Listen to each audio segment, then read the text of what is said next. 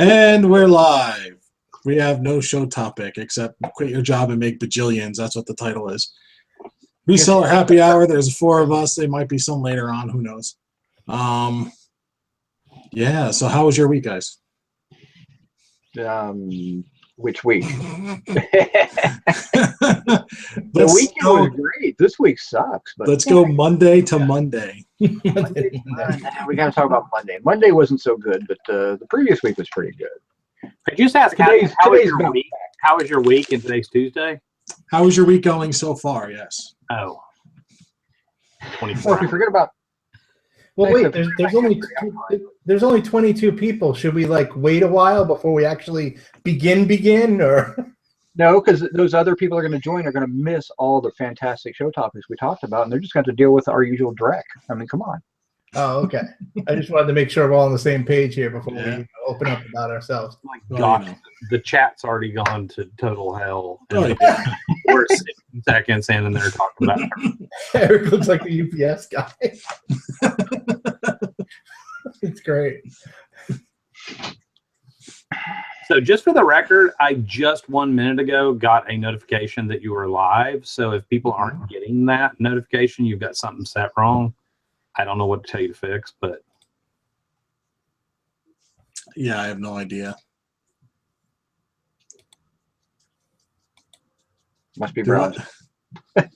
LV Looper wants to know if he needs a website. Dusty, you want to take that one? You need a website. There you go. Brought to you by Wix. Which everybody watching this after the fact, guarantee you, if you're watching this later on after it airs, guarantee you that was #1 commercial. Yeah. It wasn't that, it was Ty Lopez. And we all know that, he makes millions off of, like, who the hell is he anyhow? He was sleeping in a trailer. Garage, I think. So, he was sleeping in a trailer in Clayton, North Carolina, which is about an hour from me. And now he's in California, standing in front of all of his high-priced rentals. Dude, Ty Lopez doesn't even have a Wikipedia page. I mean, you're nothing except for Wikipedia. So Jim, you kind of went the other way, huh? Yeah. At least I'm not paying, $500 a day to rent my Ferrari or whatever the hell he's driving. Your Ferraris in your mansion and everything. Yeah. You ever notice how the mansion had no furniture in it? As he's walking around. Yeah, right. There's nothing. Lots of echoes too. Yeah. Lots of space. Right. Sorry, I was just typing something. Brain fart. That's all I got. So you had the best week out of all of us, I think. Yeah. I did have the best week. You know what? And in Eric's exact words, if that son of a bitch is the only person I've ever met in my entire life that can auction stuff for $9.99 and it doesn't sell, and then he turns around and relists them as fixed price and gets $12 a piece for it. So it was bizarre. How did that happen? It wasn't like it was on one item, and she came in and offered on 6 of them.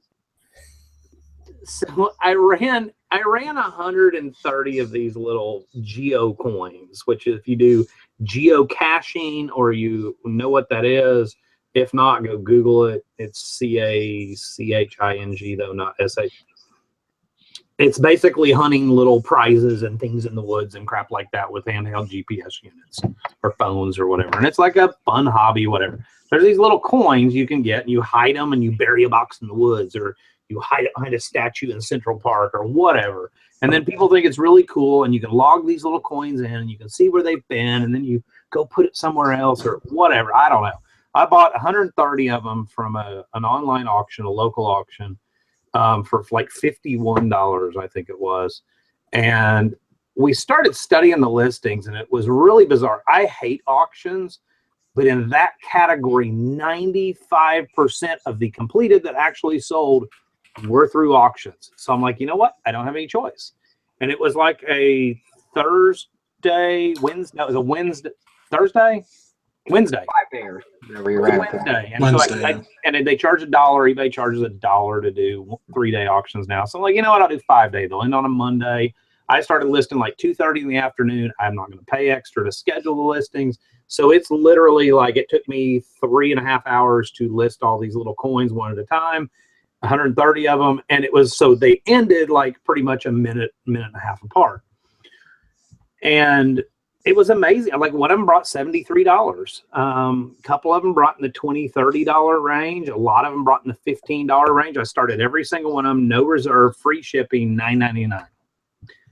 And then I start, as they're ending, because they're stretched out over 3 or 4 hours, I'm starting getting these emails like, "Are you going to relist these? I missed the thing. Are you going to relist these?" Yeah. Blah, blah, blah. So I relist them as they're ending. I kick them all from auction to fixed price at $14.99, free shipping, best offer, knowing that I usually run a 20% off sale, so that's going to kick them down to the $11.99 range or whatever. But before I can even run the sale, this lady comes in and she's offering, like, I've got them at $14.99. She's like $12 a piece, and she buys like 6 or 7 of them. So I make another $84 off these 6 or 7 coins, and it turned out to be really profitable. I sold like 400 and, well, I sold some more today, but I sold like, I'm up to about $470 something probably on $50 investment, and I've still got 100 and something of them that are unsold. Mm-hmm. Yeah, but wasn't there a 10% buyer's premium on that $50?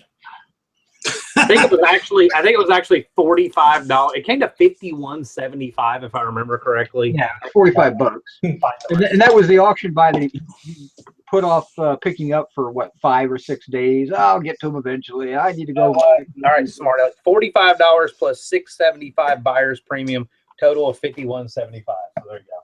Just trying to keep you legit, man. Well, you know, I mean, I need to, because apparently I don't know what I'm doing when it comes to auctions or storage units or anything like that. So No.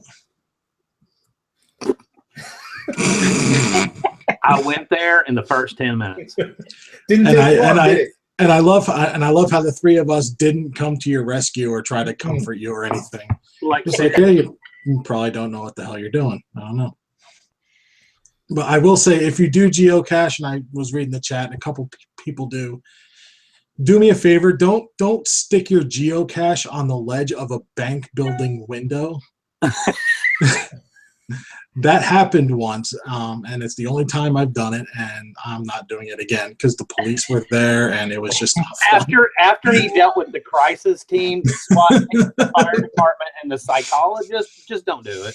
No, please don't. Jim was contemplating jumping down into that big thing the firemen were holding out, and he realized big man, small target wasn't going to work. So no. Mm-hmm.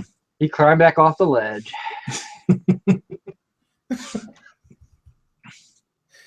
Wow. Yeah, so we're up to 44 viewers real fast. That's pretty good. Brian the Oak Brick Picker, UPS store, grocery store. Here we go.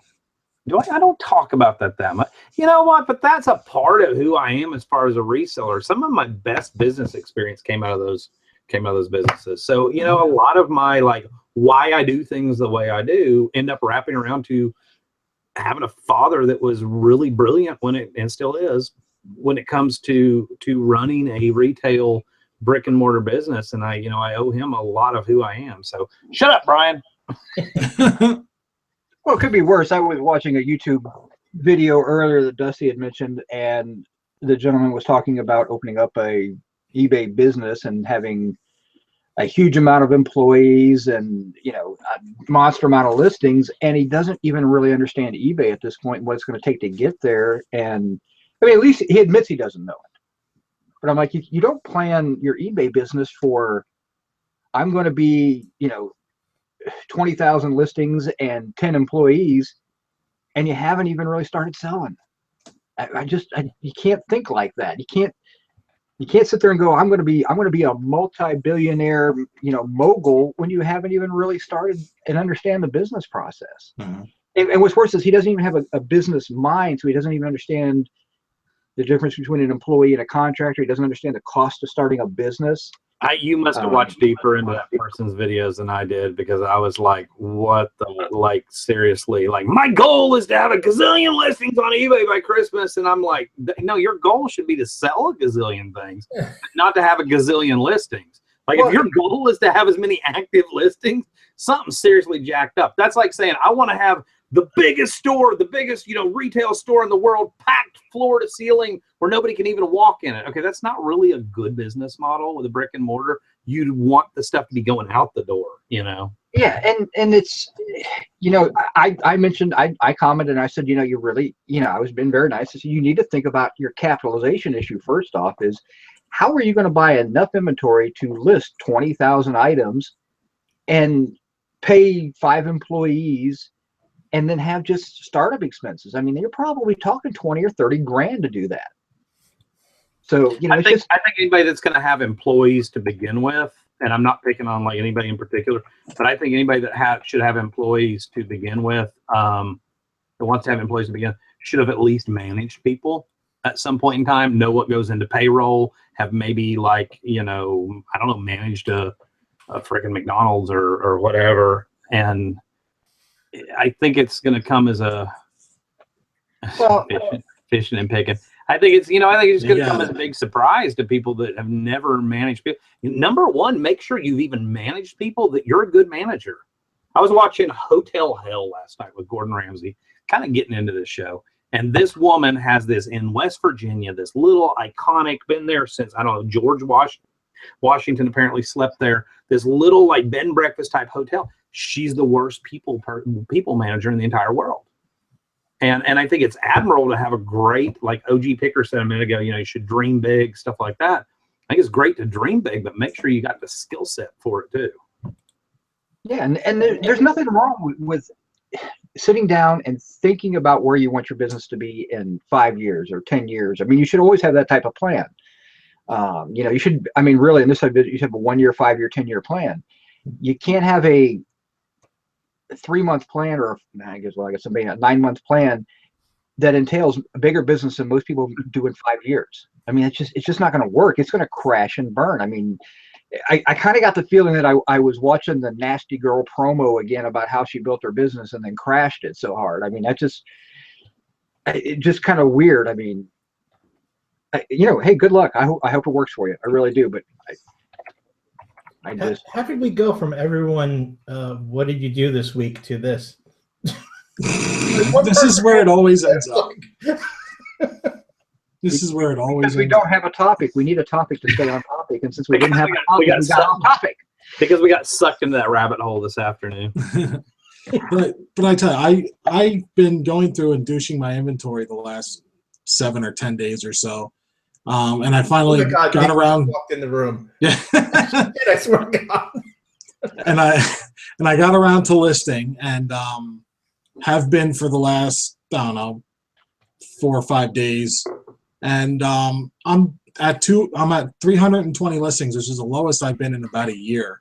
And I'm having trouble getting above that, back to the 450, 500. It's tough to build your store up. I mean, it's not easy to go in 9 months unless you're buying really shitty stuff. And that should not be a goal ever. I mean, to buy stuff that's not going to sell like that, who would do that? Yes, Alana, that is a poo mug behind me. Right. He drinks hot chocolate out of it. I can't drink out of it. That's why it's up there. But yes, my 8-year-old son got me a poo mug for Christmas. Wow, your kids know you well. They do. They really do. Yeah, I mean that's the hard. I mean, I've got just under 500 listings. I changed up about 200 listings. I dropped them out. I'm going to do a big lot of some stuff, but it's hard to maintain once you get to a certain level. I mean, Dusty, you're at, I don't know, 12, 13, 1400 listings, and you're having trouble getting to 1500. I like that. But I spent the afternoon. I listed a lot today. I'm working on the storage unit stuff. I went down, got enough stuff out of the warehouse, out of that storage unit hall that I knew was a manageable chunk. And okay, I'm going to work on this. But yeah, I was at 1390 something listings yesterday.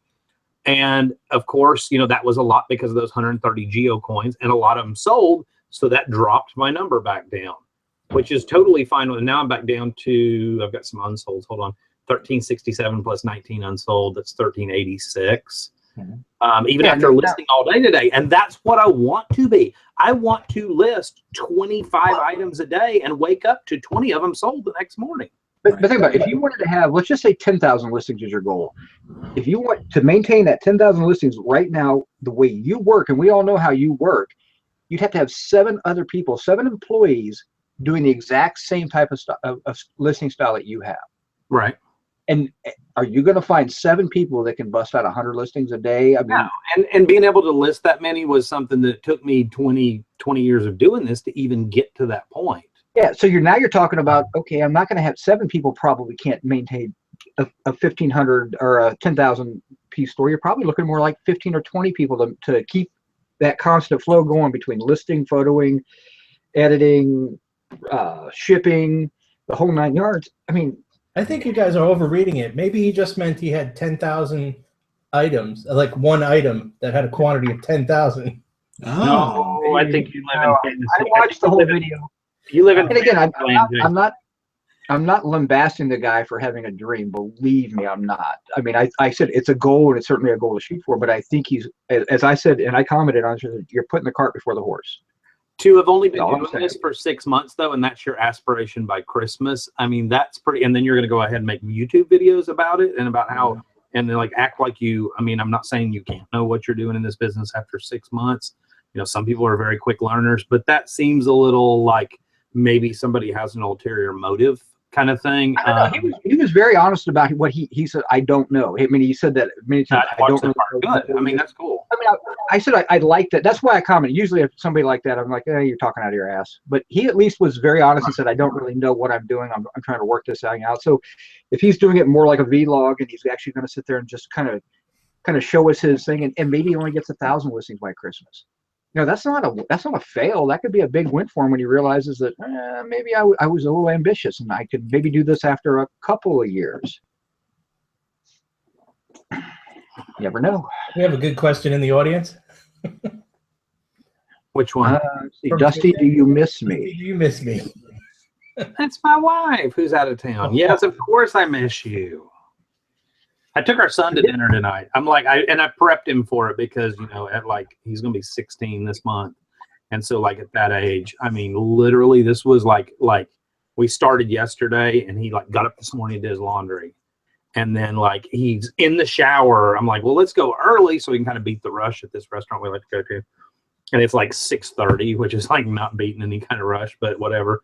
He's in the shower at that point. So I went to our favorite little kind of Italian restaurant. Jim, you've been there when you were here in town, and it's a hole in the wall on the backside of a strip mall. But it's a really nice. They got a great selection of craft beer. Believe it or not, LV, we do have good Italian food in Alabama. And Jim, who's like, I don't know, half Italian and half Jersey Shore or whatever he is. I mean, he's like, Jim can even attest that it was good Italian food, was it not? It is very good, yes. And we will be going there very often. On a regular basis. Yeah. So yeah, we went. It was 70, it was 80 degrees when we left the house. They have an outdoor seating area. Gabe and I sat outside. I was going to say we had a couple beers, but he's only 16. I had a beer, and he had a Shirley Temple. I love that kid. I'm like, I teach him all the menu that you can order that's not alcoholic, like virgin pina colada, like, you know, just teaching my kids right. Yeah, I tell you, when he's like 22, sitting there in college, and he walks into the college bar and goes, "I need a virgin pina colada, please."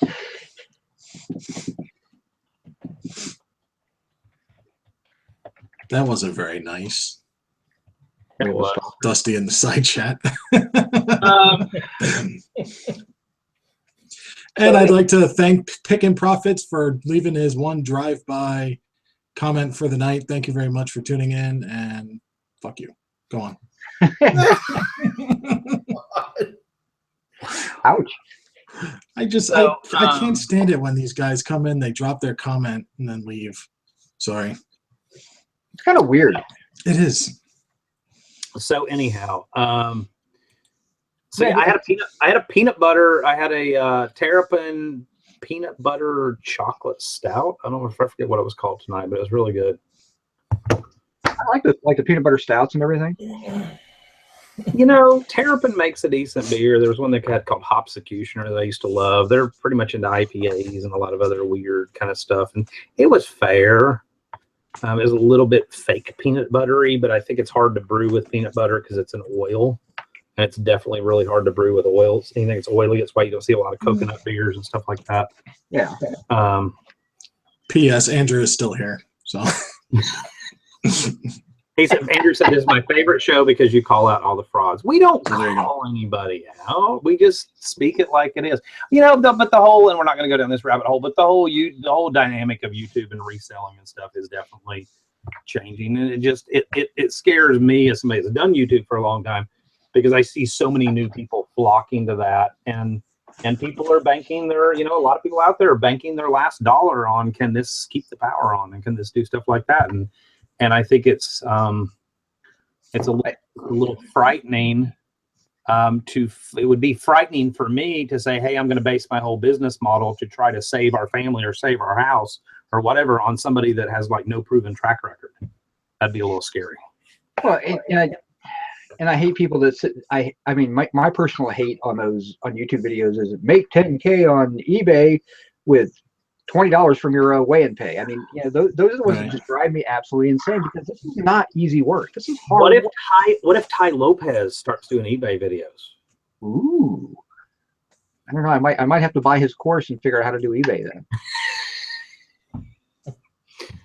Oh.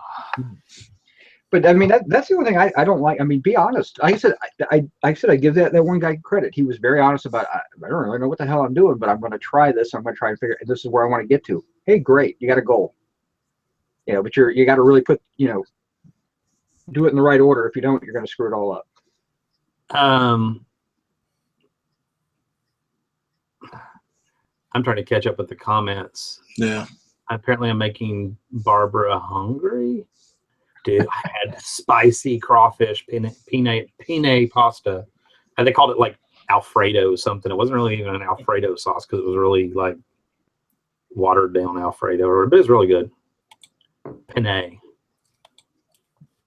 I stumbled on my word. We used to jokingly with the kids call penis pasta, and I almost said that. But so you had penis pasta with a white cream sauce? So, okay, that's a different restaurant. I don't think I'd be going back there, Jim. That's a real hole in the wall place. Lindsay Larson is, it's the glory of Italian. So Lindsay Larson, who asking questions. Lindsay Larson, who is kind of new, and we've seen her popping up more and more on chats recently. I remember you were new to like a couple shows ago or whatever, I believe. Correct me if I'm wrong. But she wanted to know, are these happy hours open to questions, or is it that kind of show? Absolutely. I mean, I think I'm speaking for everybody. Yeah, we definitely need questions, because otherwise we'll end up talking about poop and pee all the time. So, I mean, it's just we are. And we'll bring up penis necks again, and nobody wants that. Dude, and they have calamari that is like the big, it's not all breading. Oh, it's so good. It's like real, like the way calamari should be done, where it's more meat than it is breading. Can't do calamari. I'm sorry. That's just the little fingers freak me out. Sorry. Well, no, you can get the tube part of it too, the body or whatever part of it is, that is. The neck. I can't eat seafood. Even if it's fried or. What is wrong with you? I like fried clams. I mean, I don't do shrimp because it tastes like fishy fish. Yeah, I don't do any fish. I like just a nice tilapia or a nice white fish, something along those lines. But yeah, I'm not doing calamari, or I'm not doing. I don't like lobster, which is weird. Everybody loves lobster. I don't really care for it. So Tiffany C said, my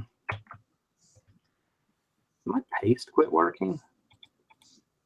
Oh, Jason isn't drinking beer, by the way. He's drinking. I didn't want to say anything. I saw that comment. Yeah, he's not. I was about to read that. The only one taking advantage of this is Jason with his beer. No, Jason's drinking Zima. Don't let him even fool you. Yeah, it's not even. Yeah, it's not even Actually, it's just Mike's Hard Lemonade. It's you know, Jim said this show has to have fruity drinks only. So It's a step above my usual. So I walked into Walgreens and asked the girl, "So what's good?" And she recommended it. I'm like, okay.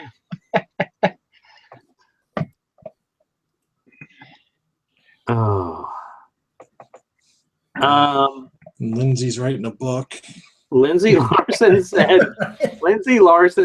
No, don't read it yet. There's still more. Okay, but I'll read slow and maybe she'll catch up. Right. This is a what would you do kind of thing. A store has a product that I'm after that they consistently have for a Godot price, which I think is good price, but only have a limited amount. They open at 8, and there is a guy who goes continued every single morning at 7:30 and waits for the doors to open and sprints to the same product and gets it every blanking morning. I've thought of poisoning his soup. I've called the store manager asking for tips if they put this out during the day or if they could make it realistic for other customers, and nothing. Done, she said. Honestly, easy. Apply for a part-time job there and sabotage the crap out of that item. Actually, here's how you do it. And don't ever put that on a resume. I'm going to assume that it's a chain type store or it's not just a local little mom and pop type store. Pick up the phone, call that store, get a hold of the store manager, find out who his district manager is, and then call and complain that every time you get there, they let the same customer buy it out before you get a chance to buy it. I guarantee you they will stop that guy from buying it at that point. I was reading the comments. What did you say? Call corporate? Not corporate. You want to go one step above the store manager. If you already talked to the store manager and he's not doing any good, go one step above the store manager, which would be the district manager, and say, I've talked to the store manager. He consistently, as soon as the doors open, he lets this one guy run to the back. He buys everything it is, and I need to buy this product, and it's never there. And so I asked the store manager, can he put some more out, or does he have more available? And he refuses to work with me.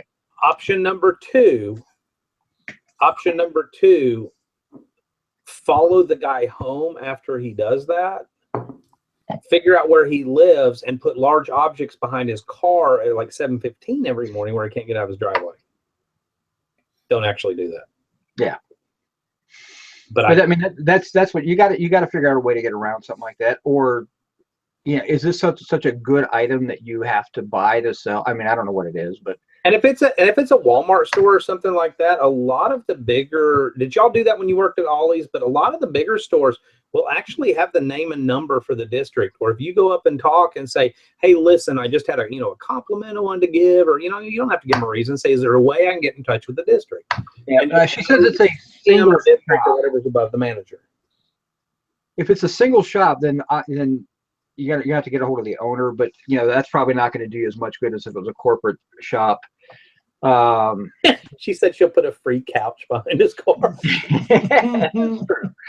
But yeah, again, put an ad, figure out where he lives and put an ad on Craigslist for a yard sale where everything's free, estate sale where everything's free, but say you must be parked in the driveway by 7 a.m. and not move your car to have first spot. There you go, problem solved. Ends up with 50 cars in his driveway. Or show up at 7:15.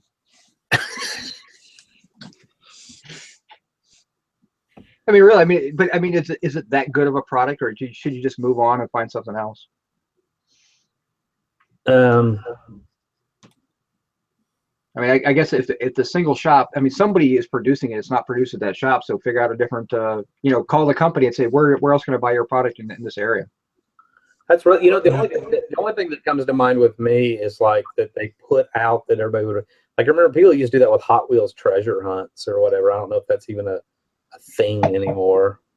Oh yeah, I'm sure that's not it, but yeah, there's plenty of. I worked at a couple companies that they would let their friends in and go in the back room and go through each Hot Wheels box before it even hit the sales floor. So. I agree with you, though. I would just find another way to get it. Yeah, I was gonna say, if it's something that you're selling, I mean, you should be able to source it somewhere else. And if it sells that good, you might be able to buy it in enough quantity that they'll give you a better price. Go to the distributor. Right. So, all right. So half of what I said, I was kidding. So before anybody gets in legal trouble, totally a joke. Elena R wants to know, does anyone have anyone, I guess, here have employees, or are you all on your own? I would be all on my own because I would never have an employee doing this job. I have a wife, but and I'm very blessed for the stuff that she does, but that's been 20 years of doing this together and a lot of like unspoken. I mean, imagine if you had an employee for 20 years. I mean, there's a lot of unspoken communication. So we just work great together as a team. And I don't play well with others, so. Amen. Yeah. Jim? At this point in my life, yeah. Jim, what about your 5 employees? No, I've got one of those wife things too. What? See, the difference is Jim's wife actually runs a business and he's the employee. Right. Yeah, that truly is how it goes. Yes. Good. Yep, that's what I'd do, Lindsay. I'd go somewhere else. And yeah, I just can't imagine. This is not a job that you can train employees on and expect them to remain loyal to you. It just doesn't work that way. Once they see how much you're making and doing this job, they're going to go do it themselves. That's true. I mean, now, Lindsay, we might be able to have a little reseller meetup at the front door one morning and have like all of us there, and maybe you can't get past us all. So there you go. Control V no longer works on my keyboard. Is that why you jumped out? Yeah. Nice. Barry had a good question. When will Jim start exploiting his children to list on eBay? That's a good idea. How can a control key just quit working? No, I don't think I'll be exploiting my children anytime soon. Besides, they're too busy, cleaning the house and changing the channels on the TV when you can't find the remote. Yeah. They're too Let the dog out. Screaming.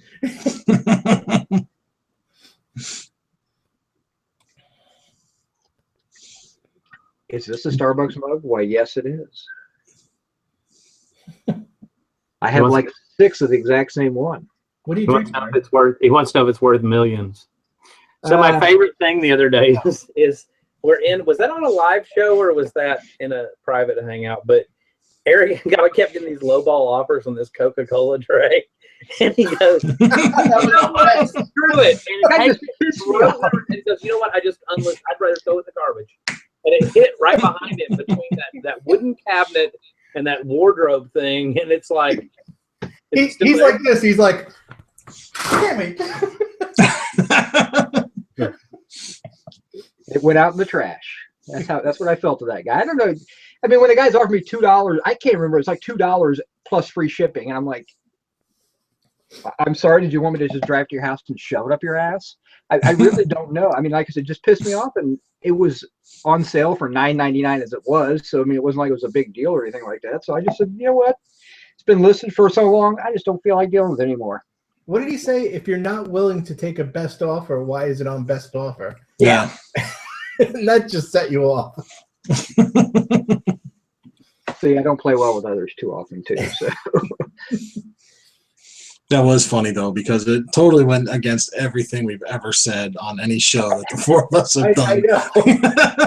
Whatever happened to counter offer, and that will, increase your visibility. Well, I don't mind if the guy had been decent, I might have been on working. But when I turned down his offer and I countered back at this is such the price, and I actually took a little bit off my price.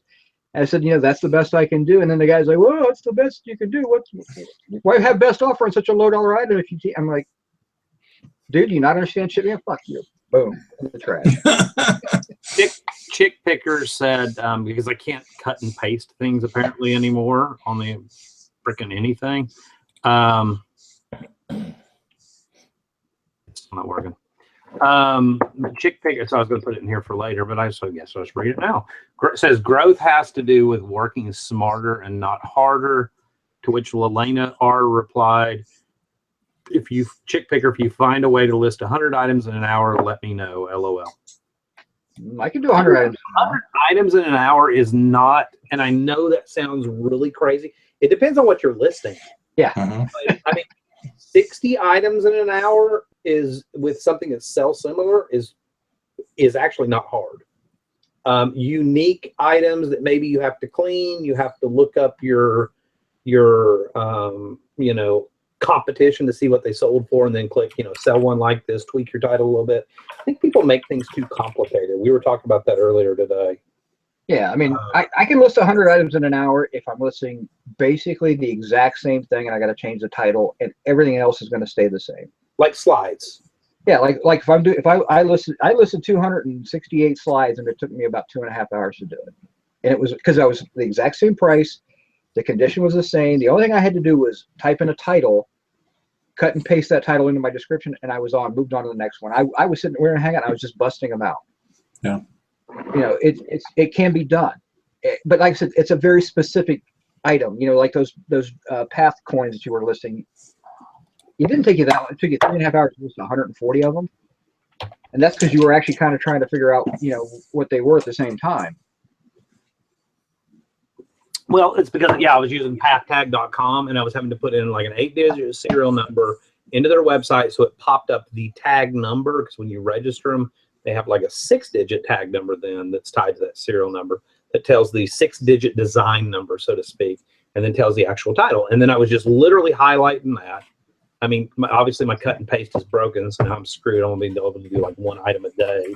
But I was cutting and pasting that over and into another screen. And it was, you know, I looked at how the auctions were ending when I did it. And it was, you know, it was obvious when a friend of ours stopped by the house, and I spent an hour with him because there was a big gap in there. But it was literally like 1 a minute, including doing that little, you know, that little extra bit of research that I had to do. Had it not been for that, yeah, it would have been. It literally would have taken longer for the pictures to upload than it would have been for me to do everything else on that page. Yeah, I don't write descriptions. I think people get too, I mean, what do you want to say? I mean, this is a very fine faded glory jacket. It came from a smoke-free, pet-free home that was never urinated in, or, I mean, you don't need all that crap, you know, in good used condition. And if it's got a flaw, describe the flaw. Other than that, let your pictures speak your words, and it takes a whole lot less to snap even 12 pictures than it does to write 12 paragraphs. My description is see my other listings, because no one ever reads it anyway. But, I mean, think about it. Nobody reads the descriptions hardly at all anyway. No. So why worry so much about it? Make sure your description is accurate. There's nothing misleading in there if you're going to put anything in there, but I literally cut and paste the title down, and I might drop one more sentence in there if it's something special. But for the most part, I don't do anything like that. Yeah. Sorry, I had something stuck in my throat. So,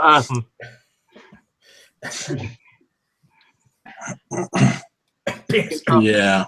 Yeah, that's what I use. Control-C and Control-V. That's what I always use. That's how I do listings too. I don't right-click. I don't get, you know, right-click, search for paste, whatever. I use Control-C and Control-V religiously. I rebooted my entire computer, and apparently they've quit working on my keyboard. I don't know. There's a Windows button. What does that do?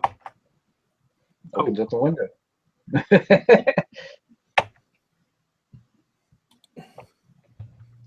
I just use my mouse. I you know, right click on the mouse and hit the little X in the top right corner. Have you ever noticed there's a diamond underneath Control? What is that diamond? What's that all about? What? I don't have no diamond. Me either. Well, it's because I have a Logitech. Okay. I have whatever keyboard I happen to find in a thrift store, I think. So I was cutting and pasting stuff earlier, so I don't know. It just all of a sudden quit working. LV Looper says you need to go balls deep in that right click. That's right, baby. Yeah.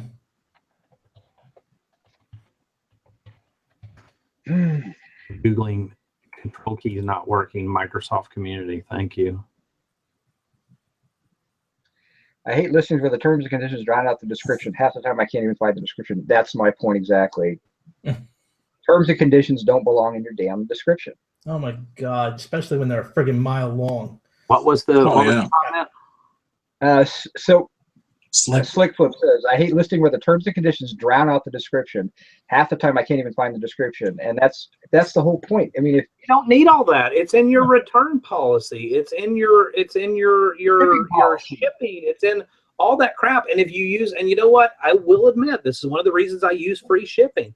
I don't have to sit and freaking think about, well, what does this weigh, and put it on a scale and put in 6.3 ounces first class and all of that crap. And yeah, a lot of that comes with experience, but you ought to be working toward that. Mm-hmm. Everybody should be working toward at least figuring out what shipping costs, so you don't have to weigh every single item that you list.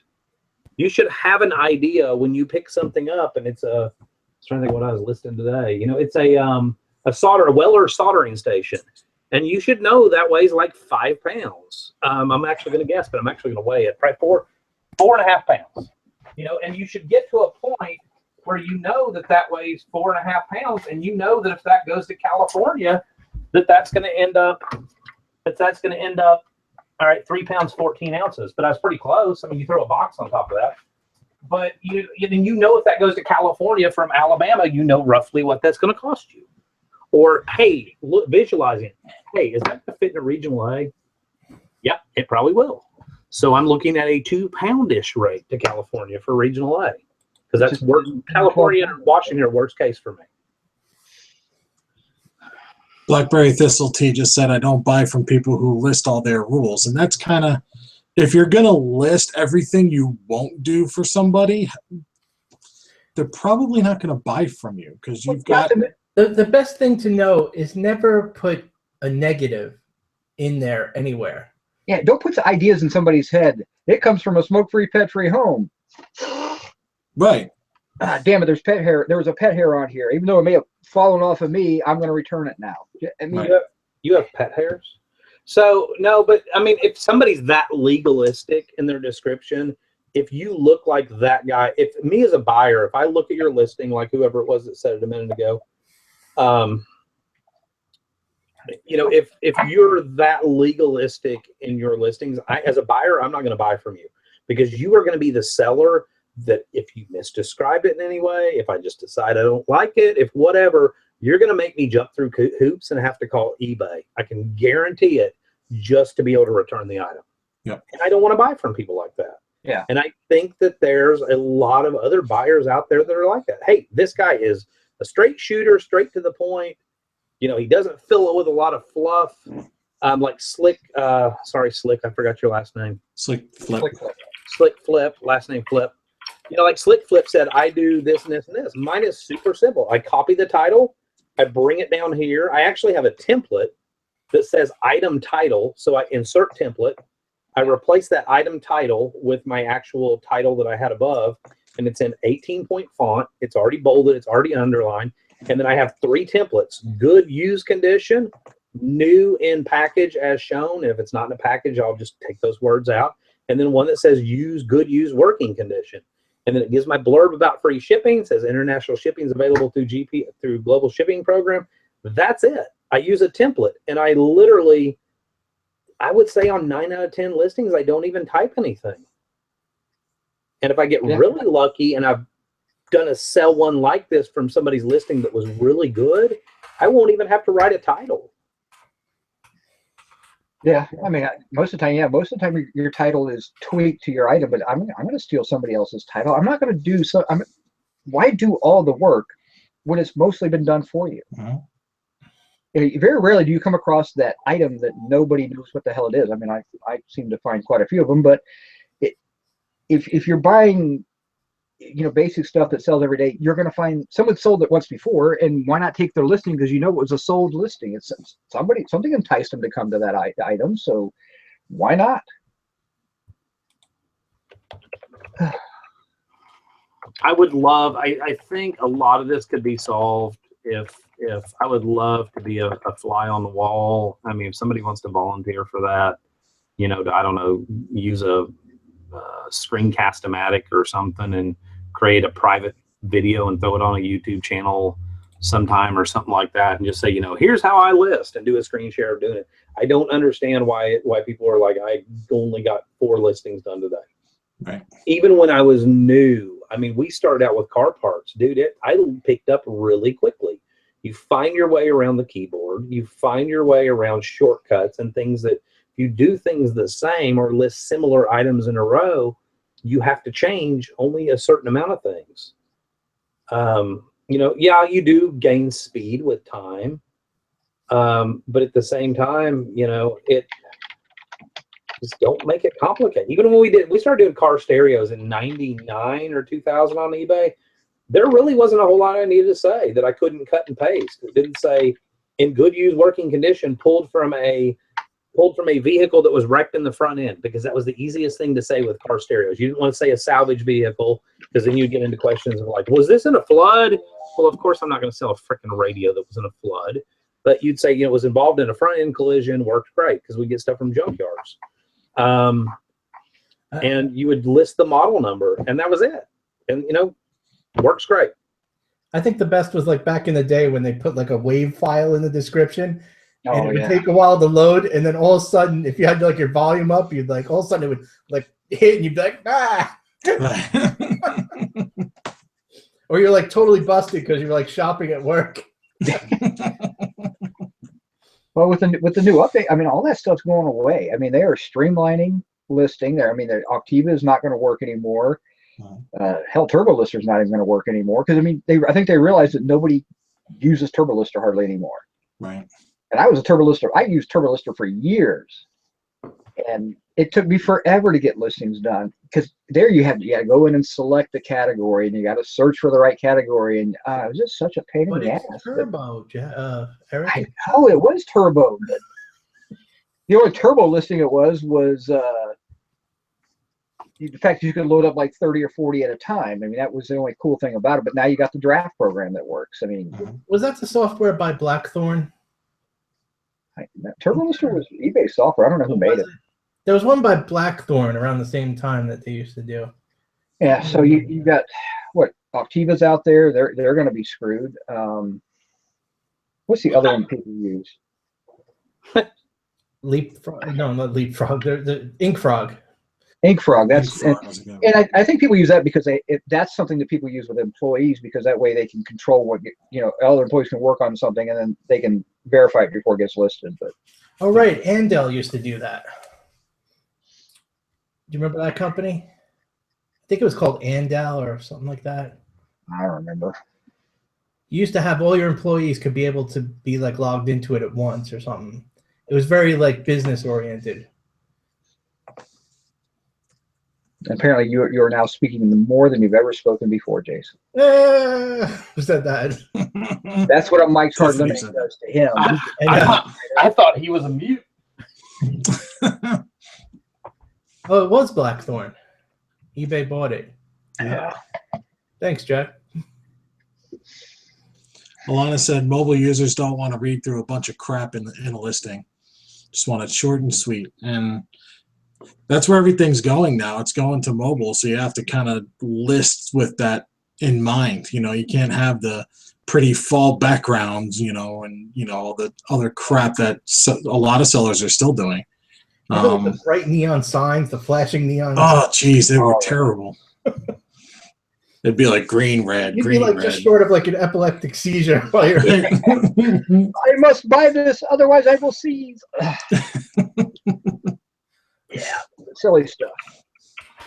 Right. But that was what because that back in the day they were trying to teach you, eye catching. That's what they want. They wanted you to have an eye catching ad, so that when people went to your store, they wanted to buy your item. Because nobody shopped from a mobile phone.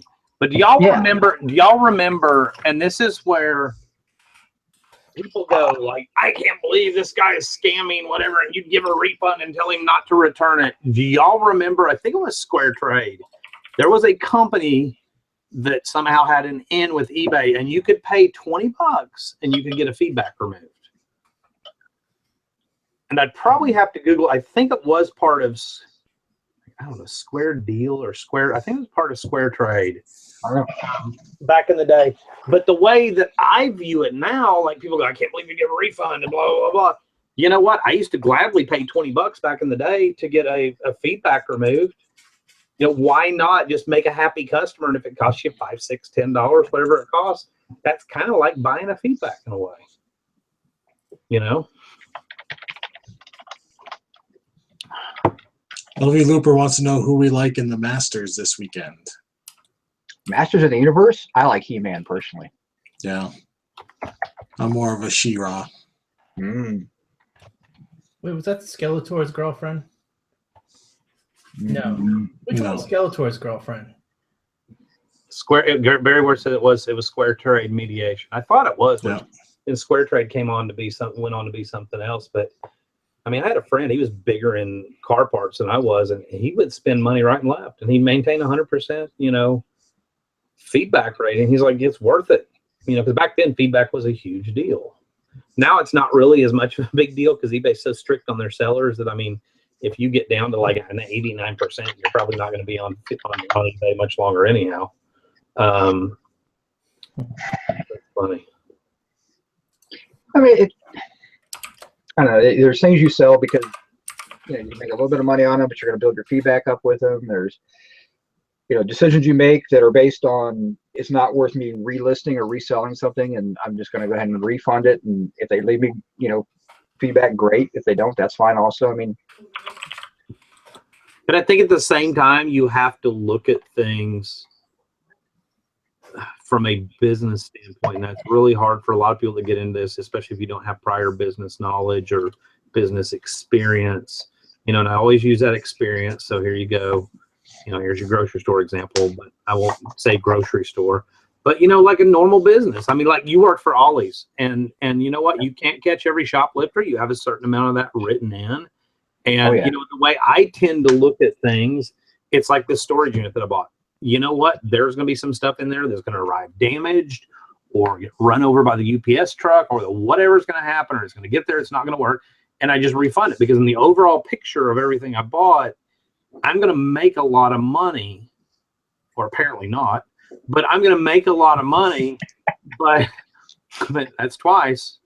Yeah. So, I'm going to make a lot of money. And so who cares if I have to give a refund here or there? It's not a big deal. No. Is it worth, like, let's say you sell a hard drive and you pull out a computer and you didn't really check it, or you did check it or whatever, and the guy gets it and you sold it for $14.99 free shipping. And because hard drives are heavy, they have to go like, I don't know, $7 priority mail or $6.30 if you put them in a padded thing or whatever. Is it really worth, if the person claims defective, is it really worth getting that? What are you going to do? Test it and retest it and then call eBay and fight them and then relist it, and you've now got another $6.30 tied in a $15 item coming back to you, or a $20 item? Or do you just write it off and move on and use that time and energy to go make more money on something else? Yep. It's a pick your battles thing almost. Yeah, I mean, you're better off just write it off, because you're going to write it off. You're going to write it off on your taxes anyway. Write it off and say, it's a losing proposition, not a big deal. Ultimately it cost me whatever postage cost me plus the cost of acquiring the item. If I spent $1 to buy that item and it cost me $6 to ship it, I got $7 into the item. Are you going to worry about it for $7? I think that's what it is. I mean, people think that when they sell an item that, now they're going to be losing that $100 that they sold it for, when really you're not. I mean, you're basically, like, if you're working on commission, you only get paid for that commission once the return period has expired. So it's the same thing here. If you're going out and you're spending that $100 a day that you get it and it gets returned, then the only person you should be pissed at is yourself, because I think that's where people make mistakes, is when the money comes in, you automatically think it's your money. You can go out and spend that money. You need to have a cushion built into your PayPal account or wherever you have your money at, that you can pay for refunds. Figure 3% on your refunds. Everything you sell in a year, figure you're going to get 3% worth of refunds, and you should be accounting for that. You know what? If I have a big sale, if I sell something for $500 or $600, I don't touch that item for 30 days. Right. For that money for 30 days, because I'll wait and see. Because I usually keep a couple $100 for refunds. So even if they leave you a good feedback, because we had I don't care. We had something, I guess it was late last year, somebody sold something for like over $1,000 and spent it right away, and like he hounded the guy to leave a good feedback, and he did. So he spent the money, and the guy ended up returning it anyway. So good feedback doesn't waive a return. No. Yeah, but like I said, after 30 days, it gives you a little bit of the breathing room. Sure. And yeah, Jack, I mean, you're definitely right. After 181 days, it's definitely solidly yours. But you have to kind of look at it, what are the odds of them, asking for a refund after 30 days? I mean, that's your refund window. There's plenty of time there, but they're going to have to go into a chargeback at that point. So I never even had that happen. Have you? I hardly ever get refunds. I mean, to be honest, no, but I mean like 181 day. I've only had one chargeback in my entire life, and I won that one because they claimed the item not received, and it went to your damn address. What else can I do with that? I mean, it's delivered to your address. So, but I do get returns, and I just usually tell them to keep the damn thing, and I'll give you your money back. I had one person made a purchase of some. It was vintage glassware stuff, and they were like, they were questioning me after they made the purchase. Can you make sure you send this priority mail and make sure it's got insurance? Or I want to know how I have to file a claim if something breaks. And most people would have been scared off, and I just said, you know what, you don't worry about it. I said, if something happens, send me a message, send me a picture, and I'll be good, and I'll give you your money back. I'm not going to worry about. I'll file the claim, I'll take care of all that. But if something happens, just let me know. Right. And I got great feedback 2 days later when they got it, and everything came perfectly because I don't have a pack. But that's the fear of a lot of people out there is I'm going to get stuck with something that gets broken in the mail, and then somebody's going to fight me on it.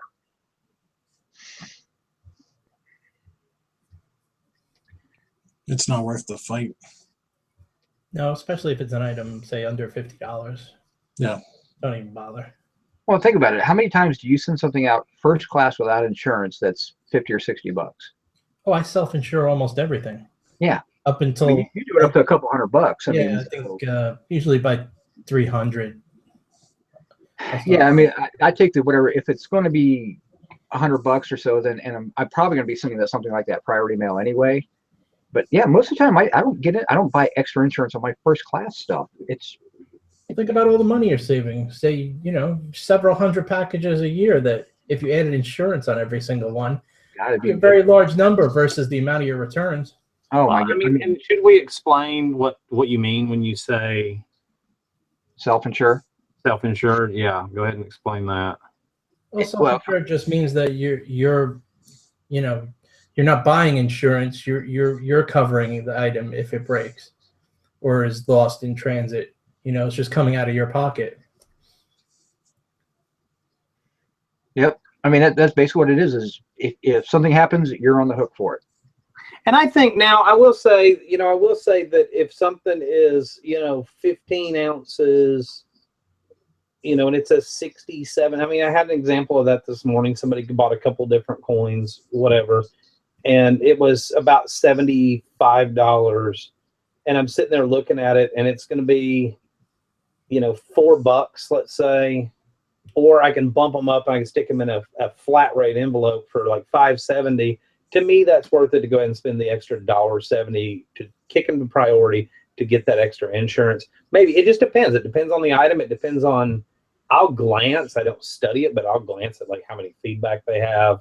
Are they a 0 feedback person? Which not all those people are bad, but I'll glance at some stuff like that and just kind of make a quick assessment, so to speak. You also look at the address sometimes, like if it's like the Bronx or something. You're like, I love looking at where other people live.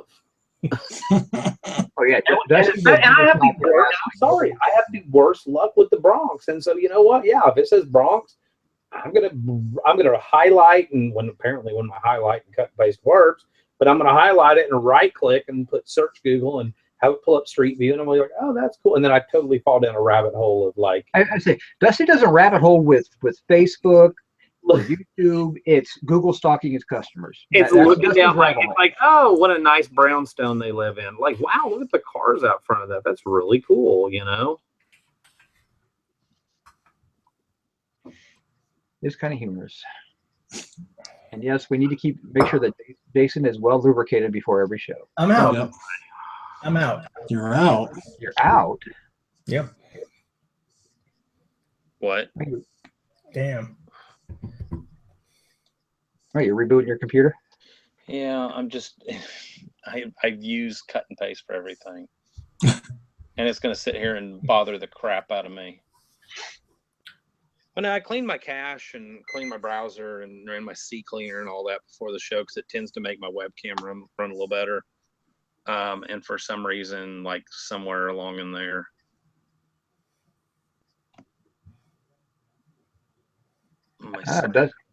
Dusty's going to up nose cam. Yes, everyone wants to see you stick something up your nose right now. Well, by everyone, I mean me.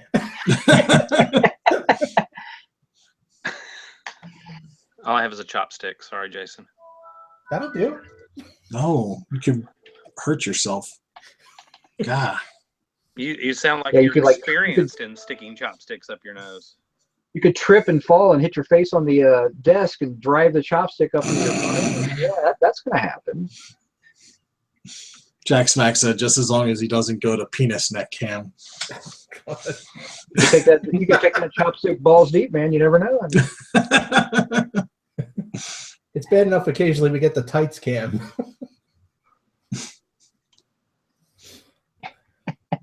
Gordon Grumpy says he's going to get seasick with the Dusty cam. So. All right, ready? ABC or Reselling. Eric, what hat are you wearing? I'm wearing a Cleveland Browns football hat. It's funny. He in that angle, it kind of looked like that Pickin' Profits guy. That's Brownie the elf. Right. That was one of the Browns' what do they call them? Mascots back in the late 60s, early 70s. Megan Carl wants to know, did I make it in time to make Bajillions? That's right. That's the name of the show, isn't it? Yep. Rumor on the street, Jim is moving in with Dusty. They like to spoon at night. They like to play pirate. Oh, look, my cut and paste. My cut and paste worked. Bam. Just in time, too. Jim left. Someone has to do it.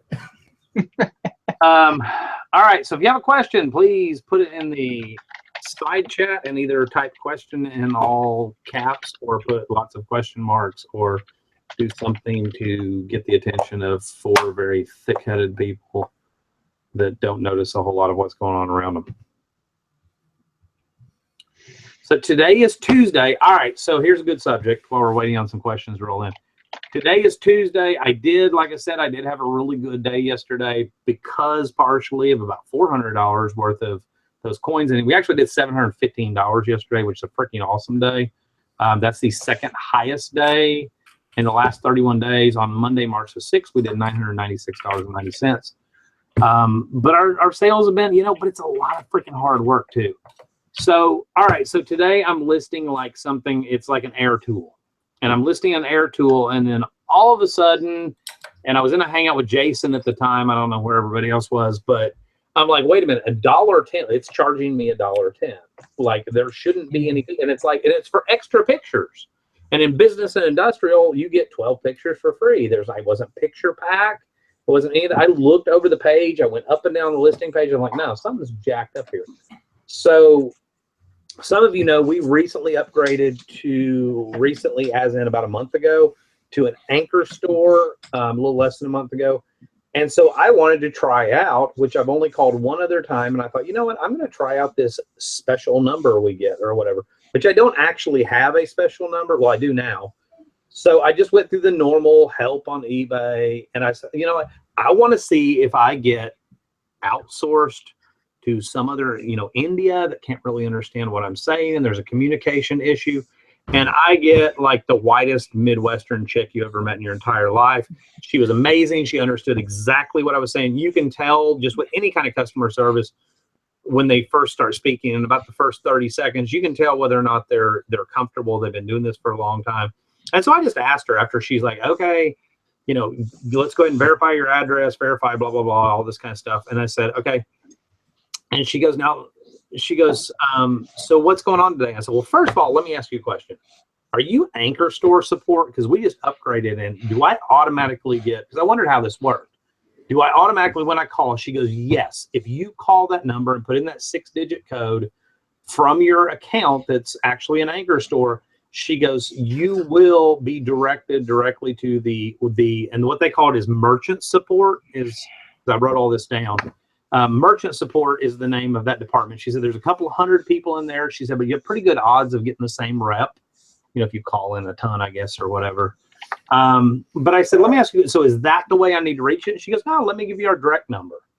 So there is a direct number that I can call, which is pretty cool. And that's it was a very minute part of the decision that was made to upgrade to an Anchor Store, because I just don't call eBay that much. There was a lot of other, like listing fees was probably 90% of it. But it is pretty cool to know that you have somebody there. And I think she said they're there till 11 p.m. And I can't remember if it's, they're based on Pacific time, but I can't remember if it was 11 Eastern time or whatever it was. And she goes, but the rest of the time you can call regular support as well.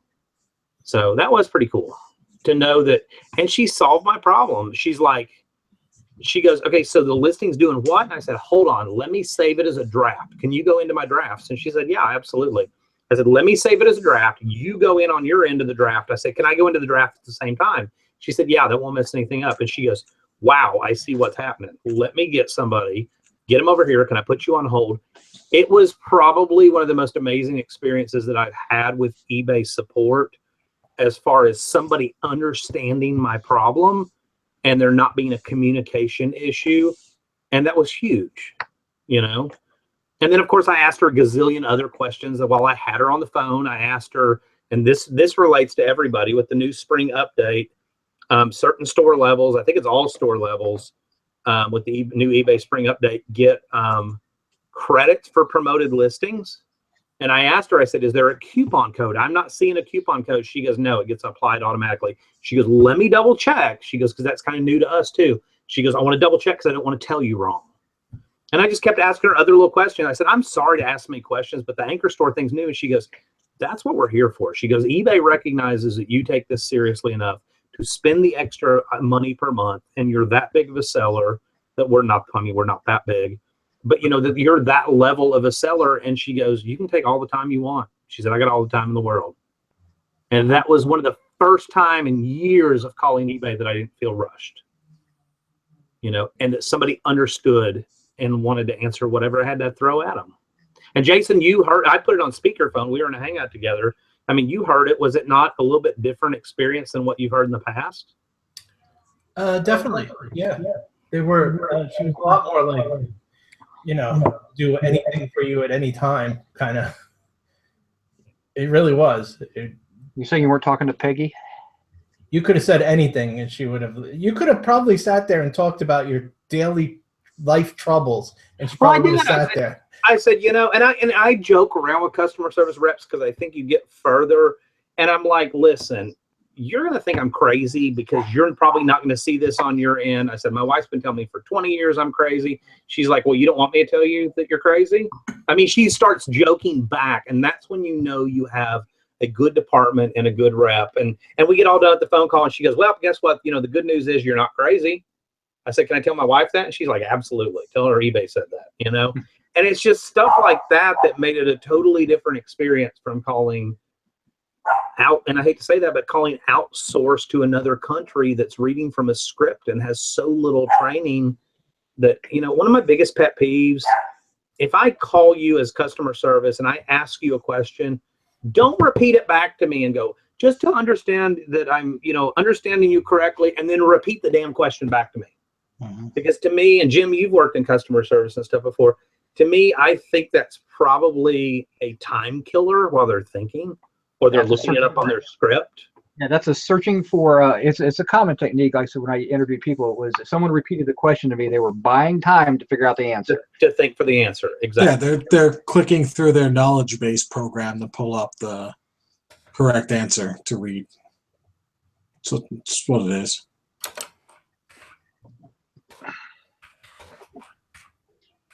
Jack Smack is talking about upgrading and said on the I don't know who Mike Fisher is. That isn't a golfer. There's hardly any wait time. I will say that it was literally like somebody picked up, you know. There was 0 wait time, actually. It rang like twice. He said, Jack Smack said the other thing too, like it or not, it's the truth. You also get someone in the United States on the merchant support line without asking for it. That's absolutely, that's one of the main, that was a big kind of decider. He said, Jack Smack said, we didn't upgrade strictly for the merchant support number. We did it for the number of listings, but the number is a bonus. You know, there's some other bonuses too. One of the things that they do with anchor stores, and it's written out there somewhere, I'd have to Google it again to find it. If you have a listing violation, they will give you 48 hours, unless they've changed this policy, don't quote me. They will give you 48 hours to correct it. I've been suspended before. I got suspended for 7 days for having a duplicate listing, and it was an item that didn't sell, and I argued it with eBay, and I said, why would I want to create a second listing? It's not selling, you know, it's not selling. And what it was a glitch in their bulk relister, and I think we've all had those where it pops up and says internal error to the application, and eBay knows it's an issue, but they won't admit it. Or I've never heard anybody admit it. And it accidentally created a duplicate listing. I didn't think it went through, so I tried to relist it again. It created 2 listings. I got suspended for 7 days. With an anchor store, when I did read it, you actually get a 48-hour grace period to correct any issues with your account rather than getting suspended immediately. I don't plan on doing things to get suspended, but that's really nice to know that's there, because that's huge as far as like quote unquote insurance. Are they still talking about golf? Yeah. Actually, I had a question. You know, what golf brands do you find that sell the best? And the only one that I know as a brand is Ping, is probably the best brand to resell, but those are hard to find. I sell a lot of drivers, you know, the big, you know, the big Bertha styles, all those things, but you got to look every one of them up, because not every one of them sells. But again, a decent driver is $20 to $50. I've sold clubs as high as $60 or $70. So does Ping have like lower line clubs? Oh, I'm sure they do, but if it says Ping on it, I know I can sell it. Okay. Because they have a name. I mean, it's a name that people are going to sell. I mean, you can find Nike. Now, TaylorMade, I've sold a lot of the drivers from TaylorMade, and those do pretty decent. But, well, yes, I do polish. Now, since Yeah. we're getting into the spring season and everybody seems to be talking about golf, how do you ship a golf club? Or how do you ship your golf clubs that you sell? If it's a standard club, I ship it and just use them one of the, because they're usually heavy enough that you got to put them into a one of the tubes, the Friday mail tubes. Right. It gets really interesting when you have a driver that's got one of those big, fat, big Bertha style heads on it. Right.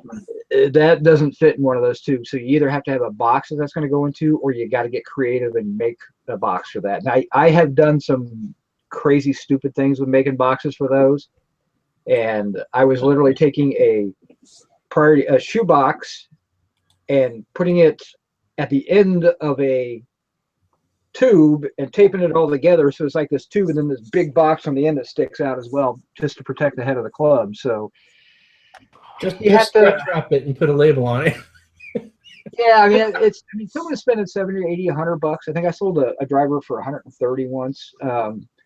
I really should have a better method for shipping those, because it looks bad. I mean, it's not really the way I want to present myself when I send my stuff out. But it was one of those things where I listened to a lot of things. I'm like, oh, it'll fit in there. And then I go to ship the first one. I'm like, holy hell, this isn't going to work. And had to ship it out. So I made some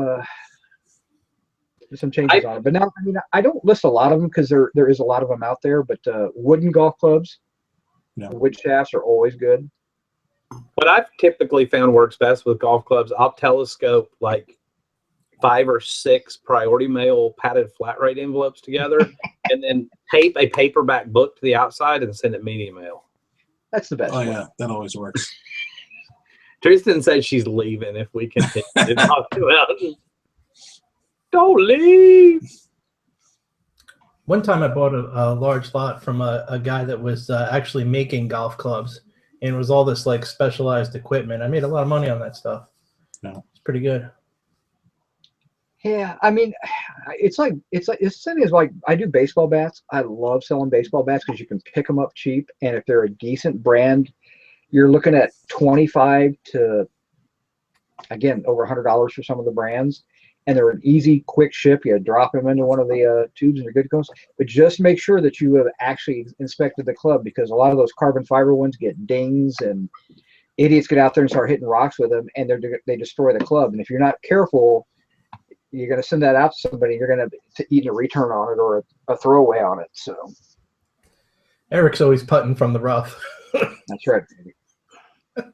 Story of my life. LB Looper said, here's a tip too. If you get a broken club from one of the big name golf companies, most of them will fix it for free if you just pay to ship it to them. I would like to say, speaking of having, listing violations, things you can get suspended for, duplicate listings.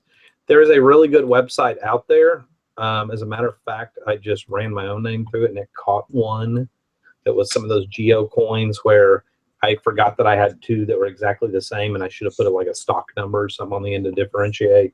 Although in some categories like collectibles and things like that, I believe you can have duplicate listings. Don't quote me on that. If it's different conditions. But there's a really good website out there, and since I can paste again, I'm going to put it in the side chat.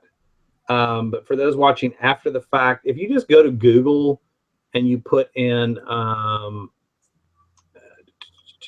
eBay duplicate listing tool, it is the first one that usually pops up. It's isdntech.com/whatever.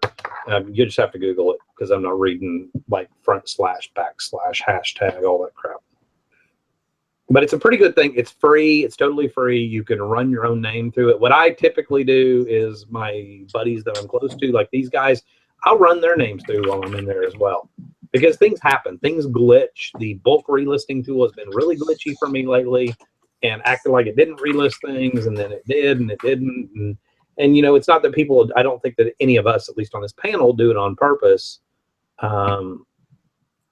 But it can happen. I don't know what you're talking about. I never make a mistake. The Chinese were bad about it. Jim, are you drinking wine out of a little tiny bottle? No, I'm drinking my Zima usual party drink.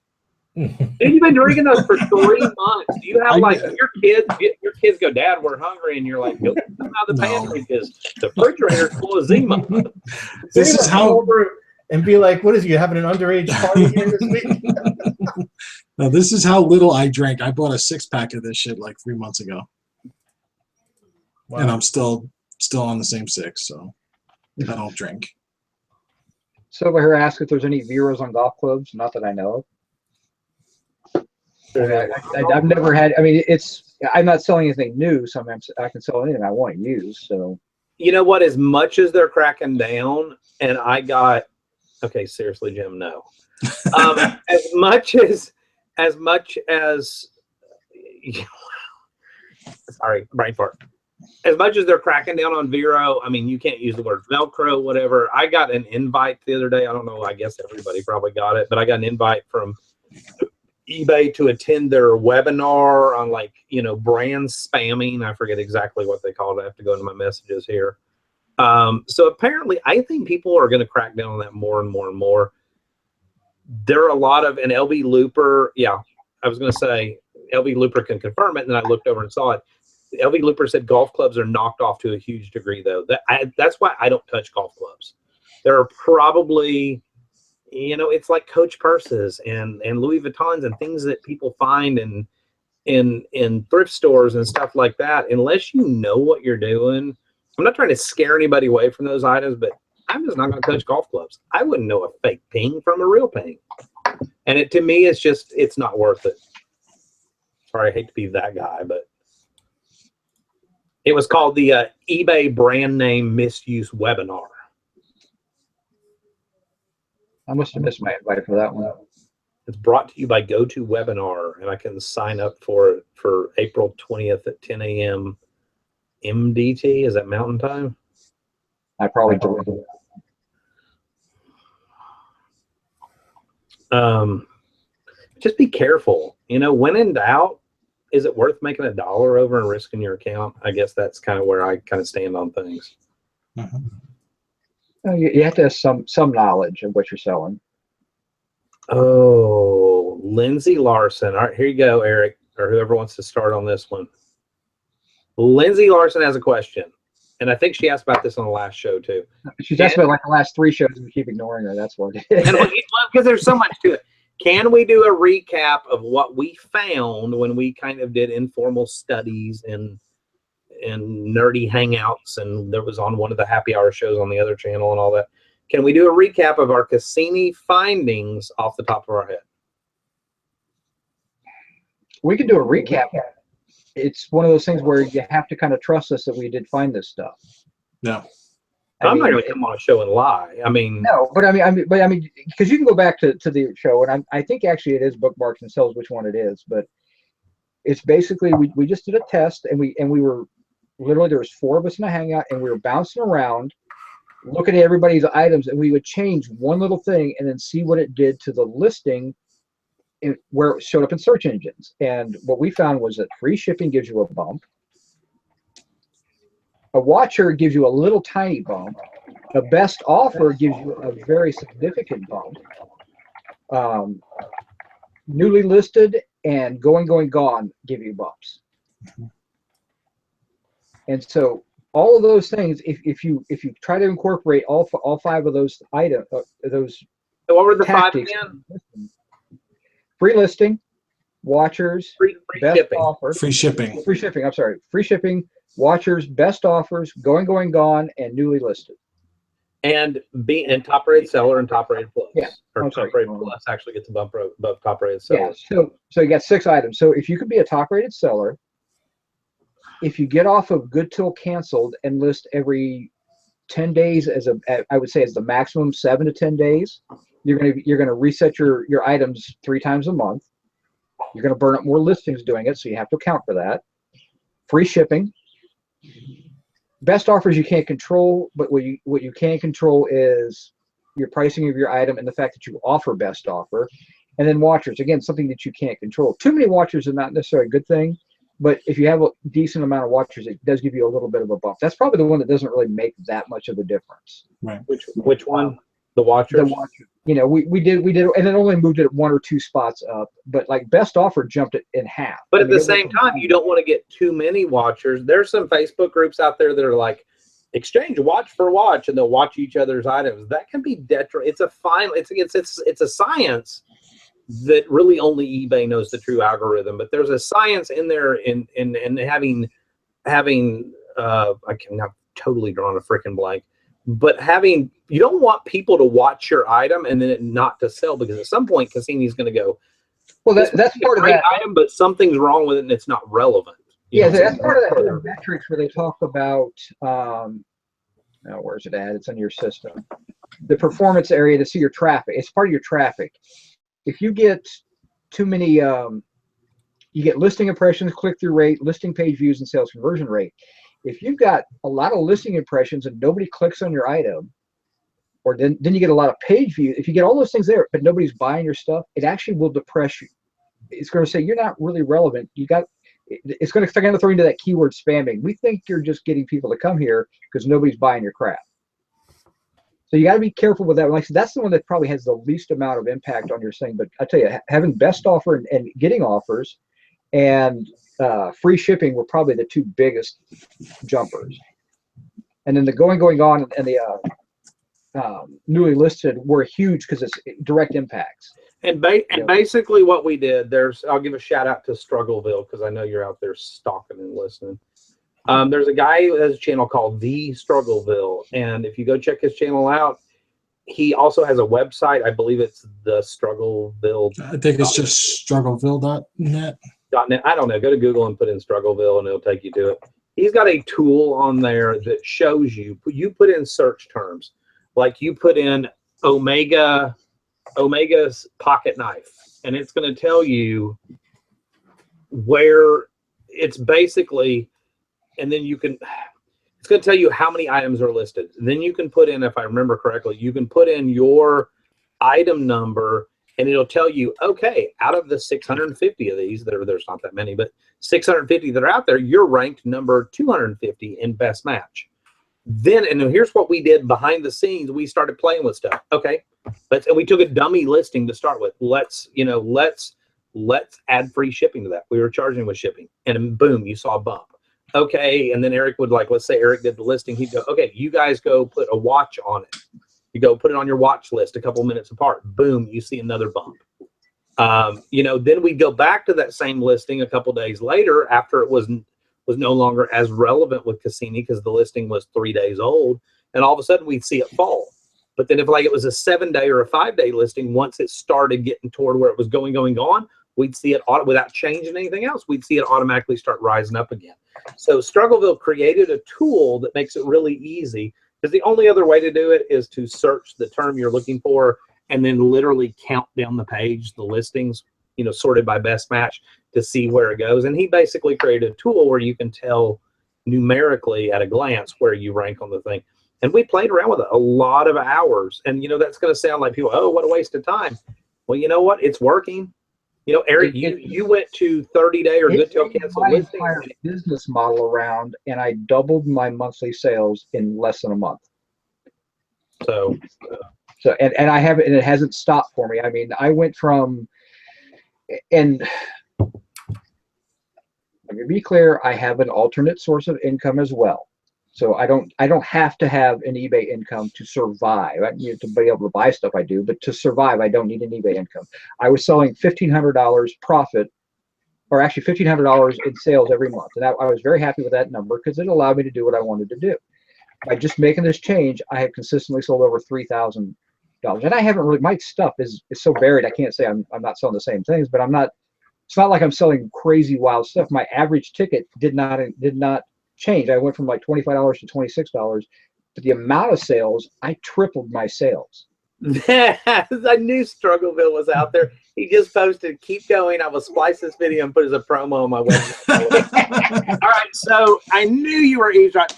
No, but dude, I mean, that's before, and people, I know, like, we talk and stuff, and I know him, but that's before I even knew him. And I used to talk about it on shows. I'm like, I don't know who the hell this guy is, but this guy's brilliant for figuring that out. And there's somebody that knows Cassini.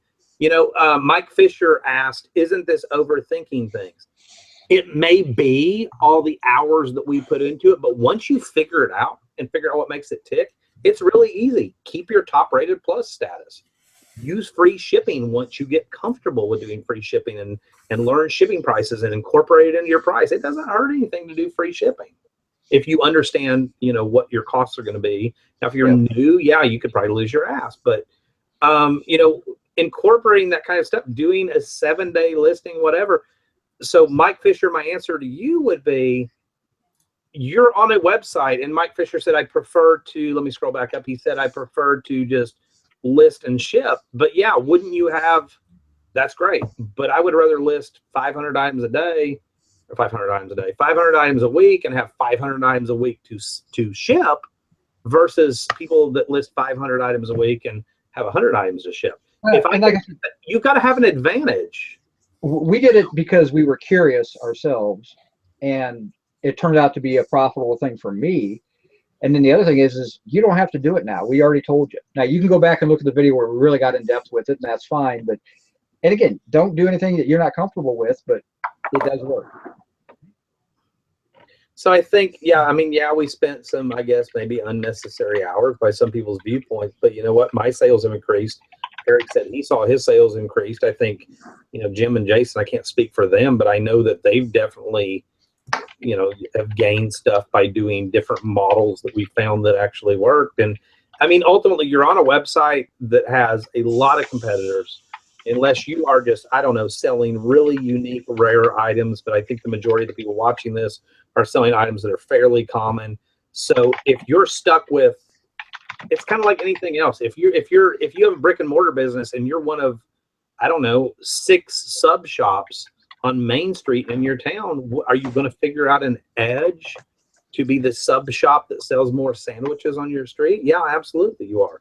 It's like any other business. Treat it like a business and figure out what you can do to edge out your competition, and you're going to see more sales as a result. And Mike says he's got a 21% sell-through rate, which is really good. I mean, that's key. I mean, having a good sell-through rate, which means you're turning your inventory 5 times. So if you're selling 21% every month, you're turning your inventory, once every 5 months. I mean, that's really what you're going for. If you can list 500 items and you're constantly turning that inventory, you're constantly having 10, 20, 30%, sell-through, that's really pretty good. I mean, if I typically have somewhere between 400 and 500 items in my store, and I sell about 130 items a month. So I'm in that 22, 25% sell-through rate as well. I can't actually look at my completed because I do 7 and 10 day listings. So if I look at my completed, it's going to show like, 1,400 active items is going to show like 5,000, 10,000 completed or some stupid number in the last 90 days. But, I keep 12. I mean, I used to keep about 1,200 items. I mean, I'm inching my way up to 1,400 items because I'm getting faster and faster with listing and I'm trying to get more stuff on there. But I sell about 550, 600 items a month. So, I mean, I don't know what that equates to because I just totally lost well, the whatever. But 500 items a month and you've got 1,300 items in your store, your sell-through is about 30, a little bit more than 30%, maybe 35%. Mm-hmm. I mean, that's all just how many items you have to how many items you sell. I mean, that's what we're talking about, sell-through rate. You can look at your monthly total and figure out how much you sell every month and then how many items you have. If you've got 10,000 items in your store, like we started talking at the beginning, and you're selling 100 items a month, your sell-through rate sucks. Okay, I mean, you're working to keep 10,000 items. You're not selling enough. So if you've got a big store, if you got 2,000 items in your store and you're only selling 20 or 30 items a week, you're failing somewhere. There's something wrong. What if I only sell 24 items every 90 days? It depends on how many items you have. You're part-time. Let's put it that way. You're just going to be a part-time seller. That's nothing wrong with that. But yes, your sell-through rate is overrated, but it's something to think about. It's just another number to look at. And my wife said, Struggleville is the real deal. I'm not just saying that because he's in here right now. God love my wife. She's put up with me for 20 years, but she knows my hours of getting nerdy, and she's the one person outside of you guys, but she gets to get in the car and like, okay, how's business going? Let's do a recap. We're driving somewhere, even if we're not doing a video or whatever. And I start telling her what I found about Cassini and stuff, and like she's put up with that for 20 years. Especially the last 5 years since they've kind of changed their algorithms. But I mean, she hears it on a regular basis, and I've learned a lot from Struggleville stuff. He's the one that really started all that. When I discovered that tool that he had, I was like, this could be really interesting to play around with stuff. Yeah, I mean, the Crazy Card actually said, he supported himself for 2 years with never more than 80 items listed at a time, which is great.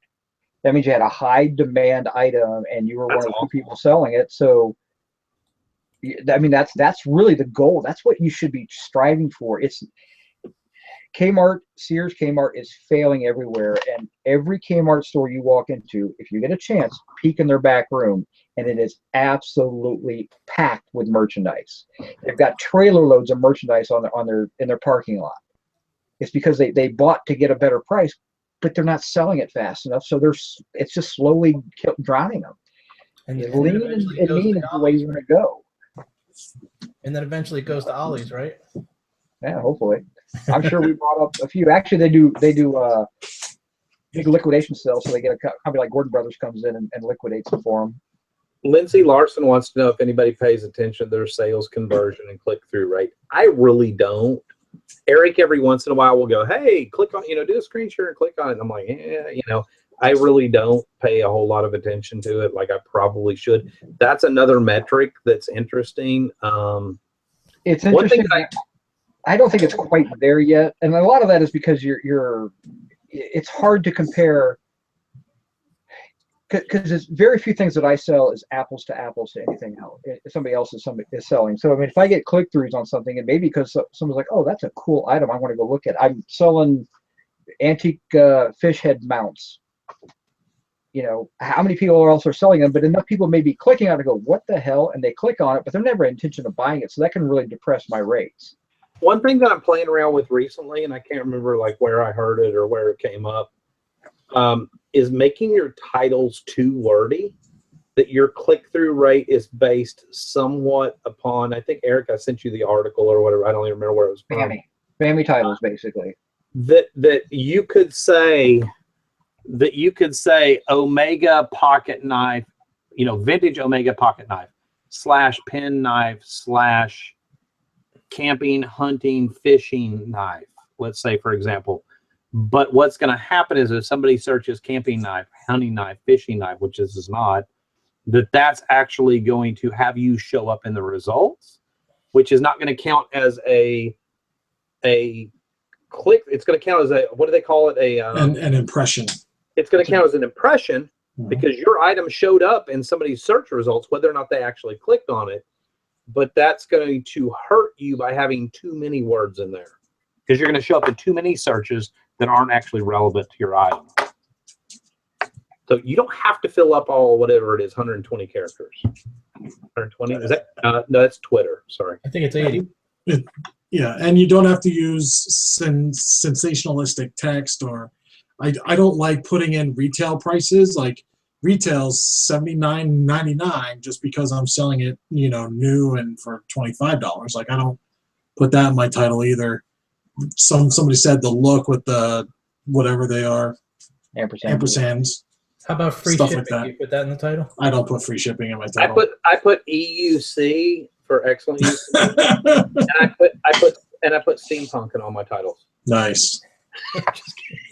I will use. Nice. I will put VTG for vintage on some items, but I'll use that if I don't have enough space. But yeah, that's the first thing that gets cut down if I need a few extra characters. Is that I just really need to be in there. But Dusty addressed the Mike Fisher. What was the Mike Fisher question? Mike Fisher. Okay, apparently I'm supposed to, according to. Oh, is that the sell similar or Thom, as Jim calls him, Thom with an H, wants me to address the Mike Fisher question, which I believe was.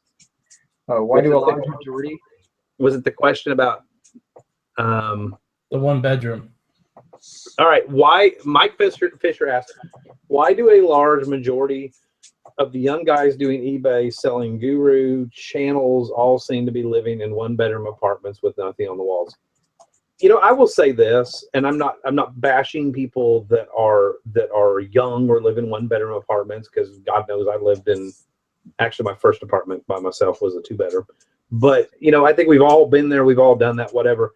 If I were new to this business and I were going to follow, not that there are not any single people, one-bedroom people out there, et cetera, let me just say it this way. This is probably the most PC way to say it. If somebody's supporting a family of X, or like Eric is, or like Jason is, with a mortgage, with a, Jim's got 12 kids, Brock Parks, and he lives in a shoe. He's got like 17 kids, stuff like that. I think there's a big difference between somebody that is a little older, a little more mature, a little maybe wiser, that wow, that all just came out wrong. I would have more respect if I was new to this business, watching somebody that goes, watching somebody that was actually doing it versus somebody that was, and we rent our house. So this is not a bash against people that rent. We do it for different reasons. Our kids are almost out of the house. We don't know where we're going to end up. So there's not any point in buying anything right now. But I don't know, somebody that has more, I wake up, let me put it to you this way. I wake up every morning and I have a God-given responsibility for a wife and for 2 children. And that is something that I'm not going to take lightly. I'm not going to give bad advice. I'm not going to do anything to put my eBay account or my Amazon account in any kind of jeopardy, because this is my sole source of income. And I have 3 other souls that depend on me for this sole source of income. And I think, to me, that speaks volumes on as far as who I would watch personally. And that's not to bash people that I'm not going to bash them.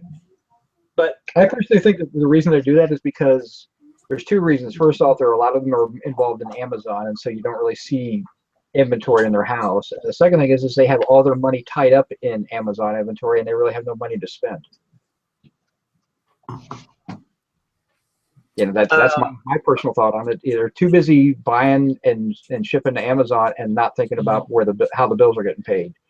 So well, Jack Smack said something to consider, though. Less expenses means more capital to work with for inventory. In other words, okay, don't buy it, whatever. So, but it's, I will be the first one to admit, Jim, you're looking at moving to this, or you're going to move to this area.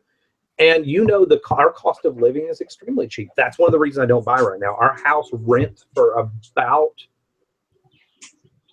a little less than 2/3 of what it should actually go for. And if we had to take a mortgage on this house, it would be a whole lot more than what we're paying in rent. We don't have a lot of overhead expenses. We own our cars outright. Yeah, I mean, one of them's got 150,000 miles. They all have over 100,000 miles, but we live within our means, and we don't have what a lot of people out there. I'm definitely a different generation. I think this whole entire panel here is a different generation. There's nothing wrong with having car payments. There's people on this panel that have car payments, but they're car payments within their means. I think we all live pretty minimally, so to speak. We don't live extravagantly.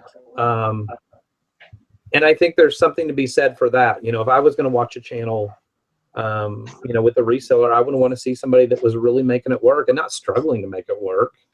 But I'm stingy because I want to be stingy. I don't know. None of that came out right. Just scratch all that and start over. Well, here's my theory. Here's my theory on the young guys, and I've done plenty of videos on it, so where I'm capable of going with it. I'm going to try not to go there. We know where Jim stands. I think all these young guys doing, selling guru channels, and Mike Fisher mentioned one of the guys, and I'm not going to say his name because he's quick to call his lawyer and put on your seatbelts, everyone. Cry like a fucking baby. But my theory is their job is YouTube, and that's their job. Their job is not reselling. Their job is YouTube. And that's why they live in a one-bedroom apartment and nothing on the walls, because they're, and some of them admit to, hey, 80% of my income is through this YouTube channel, and I'm all upset because my ad revenue is down because of the way things were changed. Well, if somebody's saying that on their channel, then their job is YouTube. I'm not pissed that YouTube's revenue, whatever, has changed, because I don't make a fucking dime really doing this. Like, I'm not paying any bills with this. So, there's a huge difference between a generation that does videos for monetization reasons, and I hate to, because I hate this just as bad as anybody else, to be like the old timers. But there's a difference between that and the old timers that have been doing this for years. To me, this is a career at this point. This is not a job. This is a career. This is something I've chosen. This is something I do that I take very, very seriously.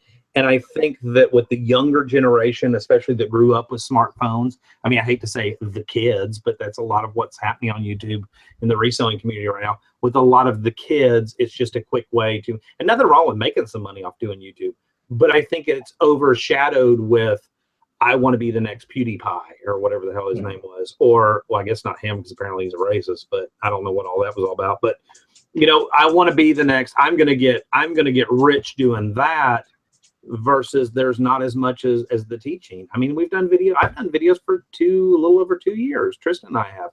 And it's because we genuinely want to teach people. They're not polished videos. They're not whatever. There's bloopers and flaws, and it's all kept in there.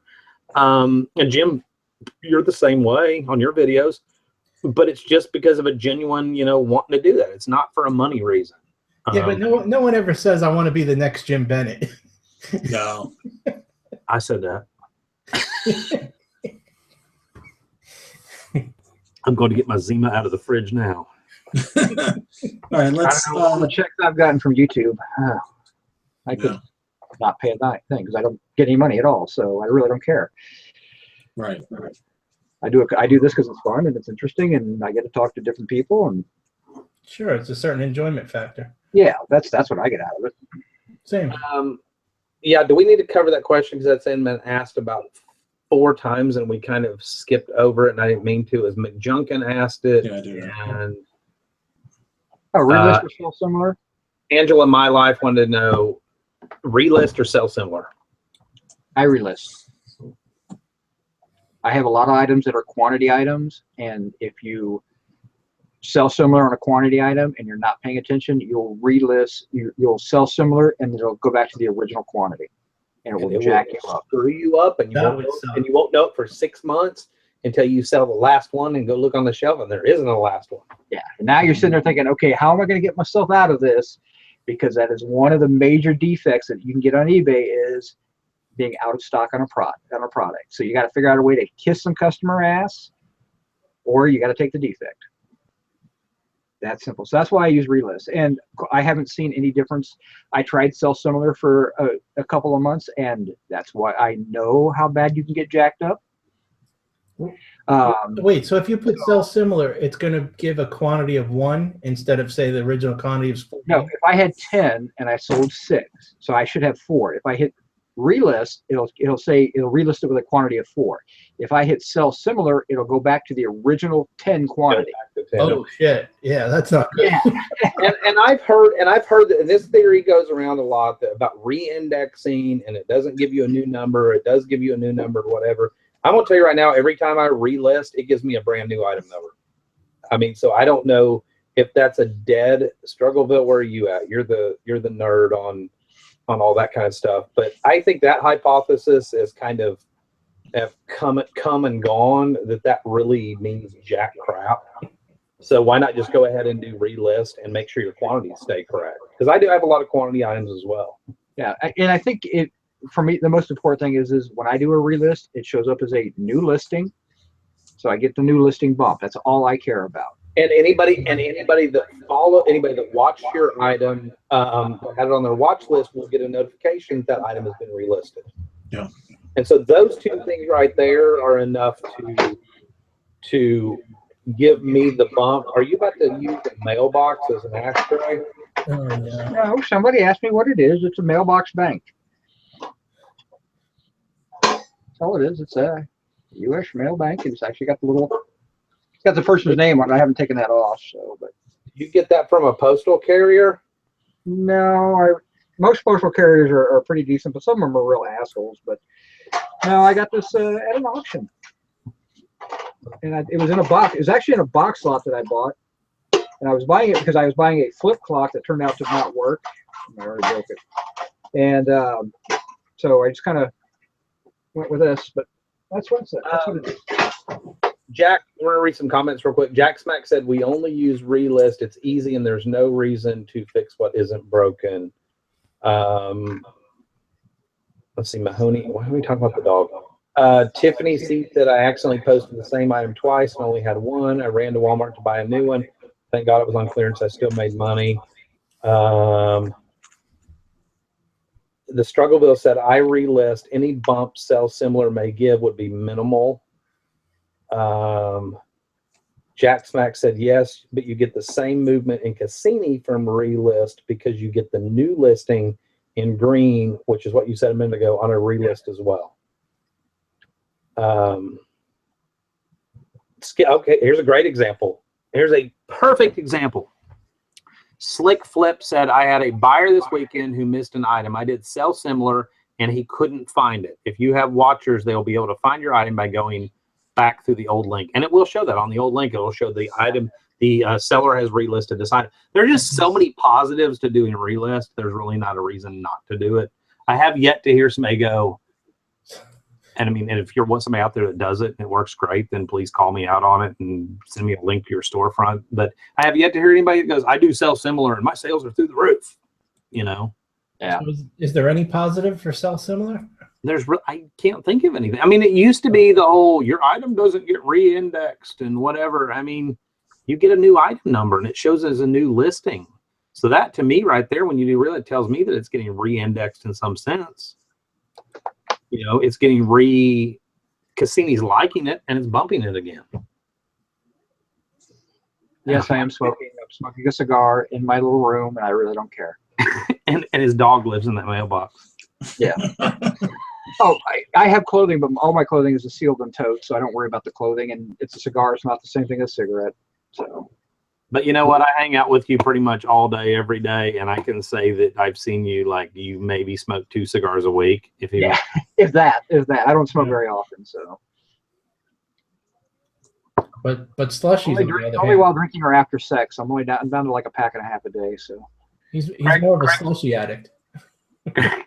Craig Murray said sell similar works if you're copying someone else's listing. That's it. And I think that's a different type of sell similar. That's, do you have one to sell?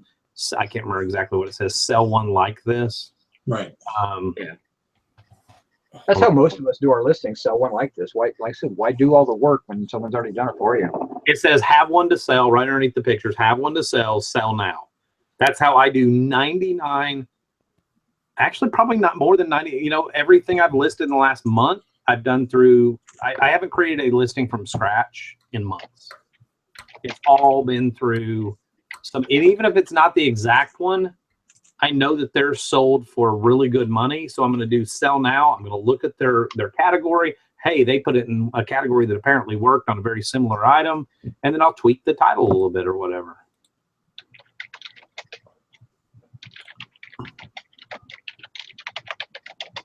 All right, Jack Smack said, hey, speaking of totes, how high class do y'all get on your totes? Just the cheapies, or are there any that have some longevity to them? We've been having a lot of breakage lately. For totes, Rubbermaid's the best. They're also the most expensive, but you can go with just some of the basic cheap ones. I use just cheap totes because the only thing I put in totes is clothing. Everything else I use banker's boxes, or they sit on shelves. I mean, you look at Dusty's shelves, or Priority C boxes or something like that. So I use the high-end totes in my truck. Yeah, I can. Well, I mean, you have heavier items though too. Yeah. So there's like all black ones with the yellow lids that they sell at Home Depot. Because I mean, those are mainly for tools and things like that. Yeah. That weight. I mean, when the stuff you buy is that heavy. So yeah, I buy all my totes on clearance. Halloween and Christmas time, they're not see-through, but they're like $2 a piece. So yeah, and because they're orange and black, or red and green, and right. Nobody wants those except for those times of the year. So yeah, you can really get a good deal at that point. Totes are not the most efficient way to store your inventory. Right. They really aren't, but they're great for clothing because you can seal them. I get all of my totes for pretty much free. They usually come out of storage units, and I don't own a single one of them that actually has a lid. I got like 50 lids, but I don't have enough storage. You took the lids away. I bought a storage unit last year, and it had like 20 lids, but no totes in it. Weirdest thing I've ever had. But I mean, yeah, that's most. As I said in the answers there, most of my storage totes come from auctions, and they're full of stuff, and I'll clear them out, and I'll use the tote. I don't throw totes away, so. I like these ones behind me where the lids are kind of attached. Right. Those are cool, and those stack really well. That's what's nice about those, is they fit in there really well. But the problem with totes is, I said, if you're trying to store regular stuff in them, they're just not an efficient use of space. Damn, am I the only one keeping up with the questions? Y'all suck. Yeah, now you're frozen up and locked up and everything, so you need to really? Yep. I'm seeing like half his forehead. Yeah. He's like that neighbor guy from that Home Improvement show. Can you hear me now? There you are. Can you hear me? Can you hear me? Yeah. Oh, sorry for you. Let's see. Somebody asked, I'm going for a yard sale lover. I'm going full-time now after 3 years of part-time. I still have a basic store and starting to go over my free listing. Should I go to the next store level? I would have to say probably yes. If you're already going over that, now, it depends on how you do your listings. If you're good for canceled, it might take you might need to list another 75 or 80 items to actually make sense to go to the next level. But if you're already running out now and you want to increase your business and you want to go full time, you're going to need to go to the next level. I think, and I think you know, a lot of people, there are things to consider with a store level. There are things to consider, like how many free listings do I get? How many listings am I making versus that, et cetera, et cetera.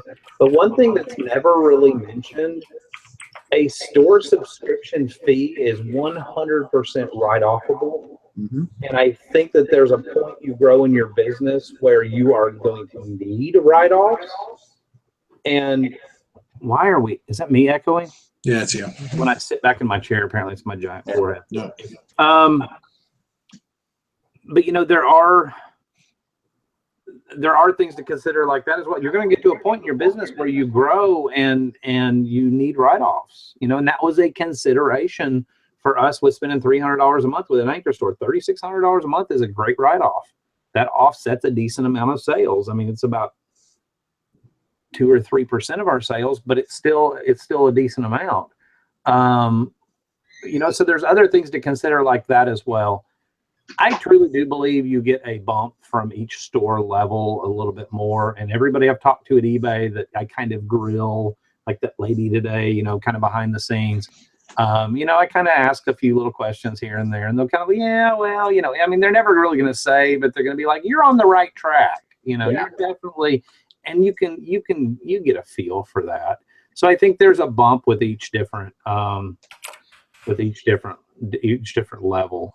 Yeah. There's a screen on eBay that explicitly says that you'll get a bump by upgrading your store, and I forget if it's like maybe when you end a listing, it'll say something like, let me end the listing real quick and see if I can read it. I mean, there's a thing, and I'll have to search for it, and I'm searching for it right now. There's a thing on eBay that says that people that use free shipping sell on average 11% more items. Yep. You know, and everybody wants to argue about how free, I mean, shit, wouldn't you like to sell, if you're selling 500 items a month, wouldn't you like to be selling 50 items more a month?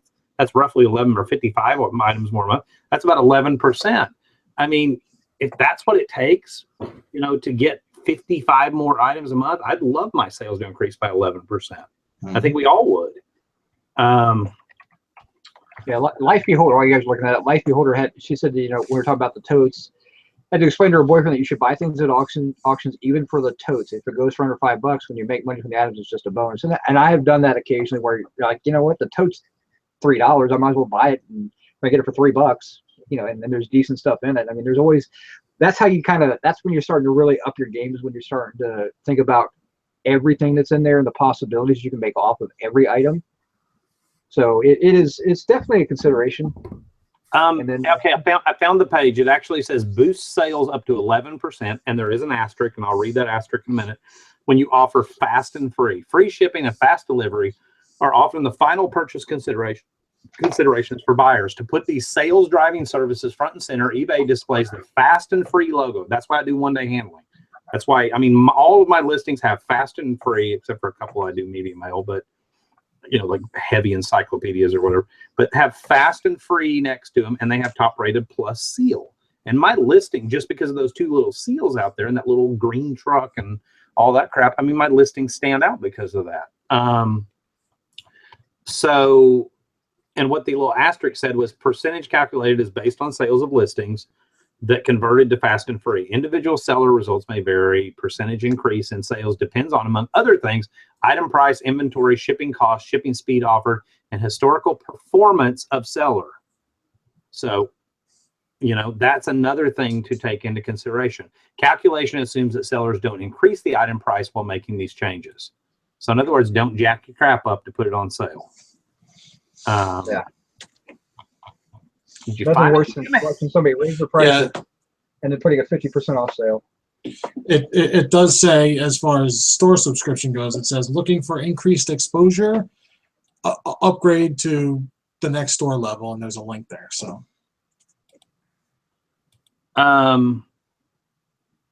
Tiffany C, back it up just a little bit, said, she said a while ago, I am new, so I have heard to do sell similar due to other eBayers, YouTubers saying that is what makes your listing rise. Maybe I'm doing it wrong.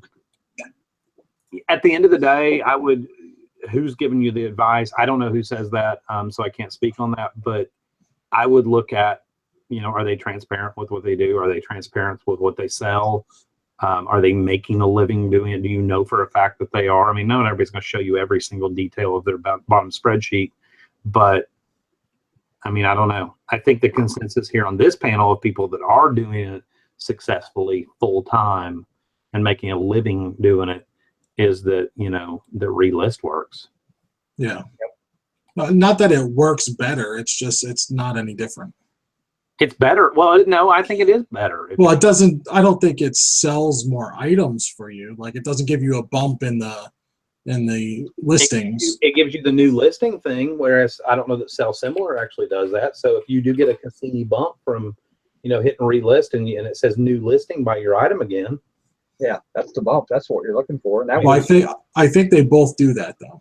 Yeah, they both will do it, but like I said, the difference is that Sell Similar can jack you up with your Absolutely listing. So right, again, it's more of a the other bad thing about Sell Similar though is you do lose your watches. Right.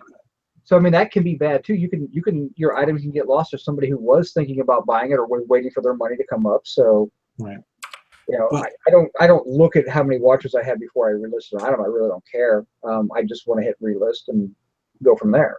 yeah, well, Tiffany C said, if I have watchers, I relist. Why not just relist on all of them?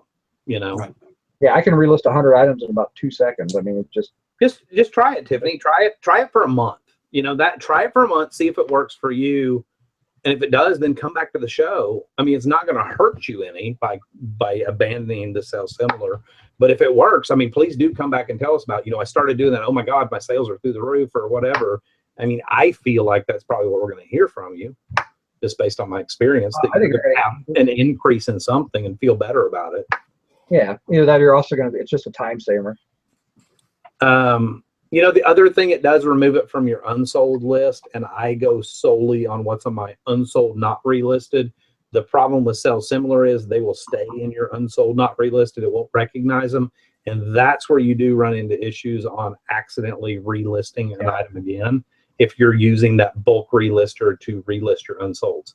And I do it that way. I don't really know how to explain it, but basically my unsold tab in the eBay Seller Hub is set to show everything that is unsold, not relisted.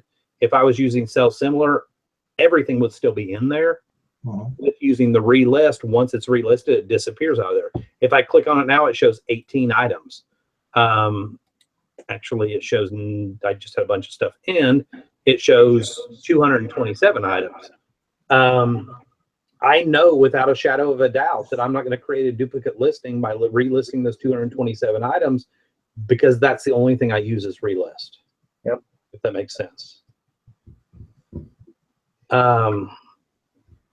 And then Be careful if you're relisting a bunch of items, you know, count them up, make sure that the correct count goes over to your active. Because I found that when you do too many at one time, it'll drop, you know, one or two out. So some kind of glitch they're having. So, oh, they'd never have a glitch. I forgot the other question that I had posted in here that we didn't read because I just refreshed my browser and I lost all the side chat.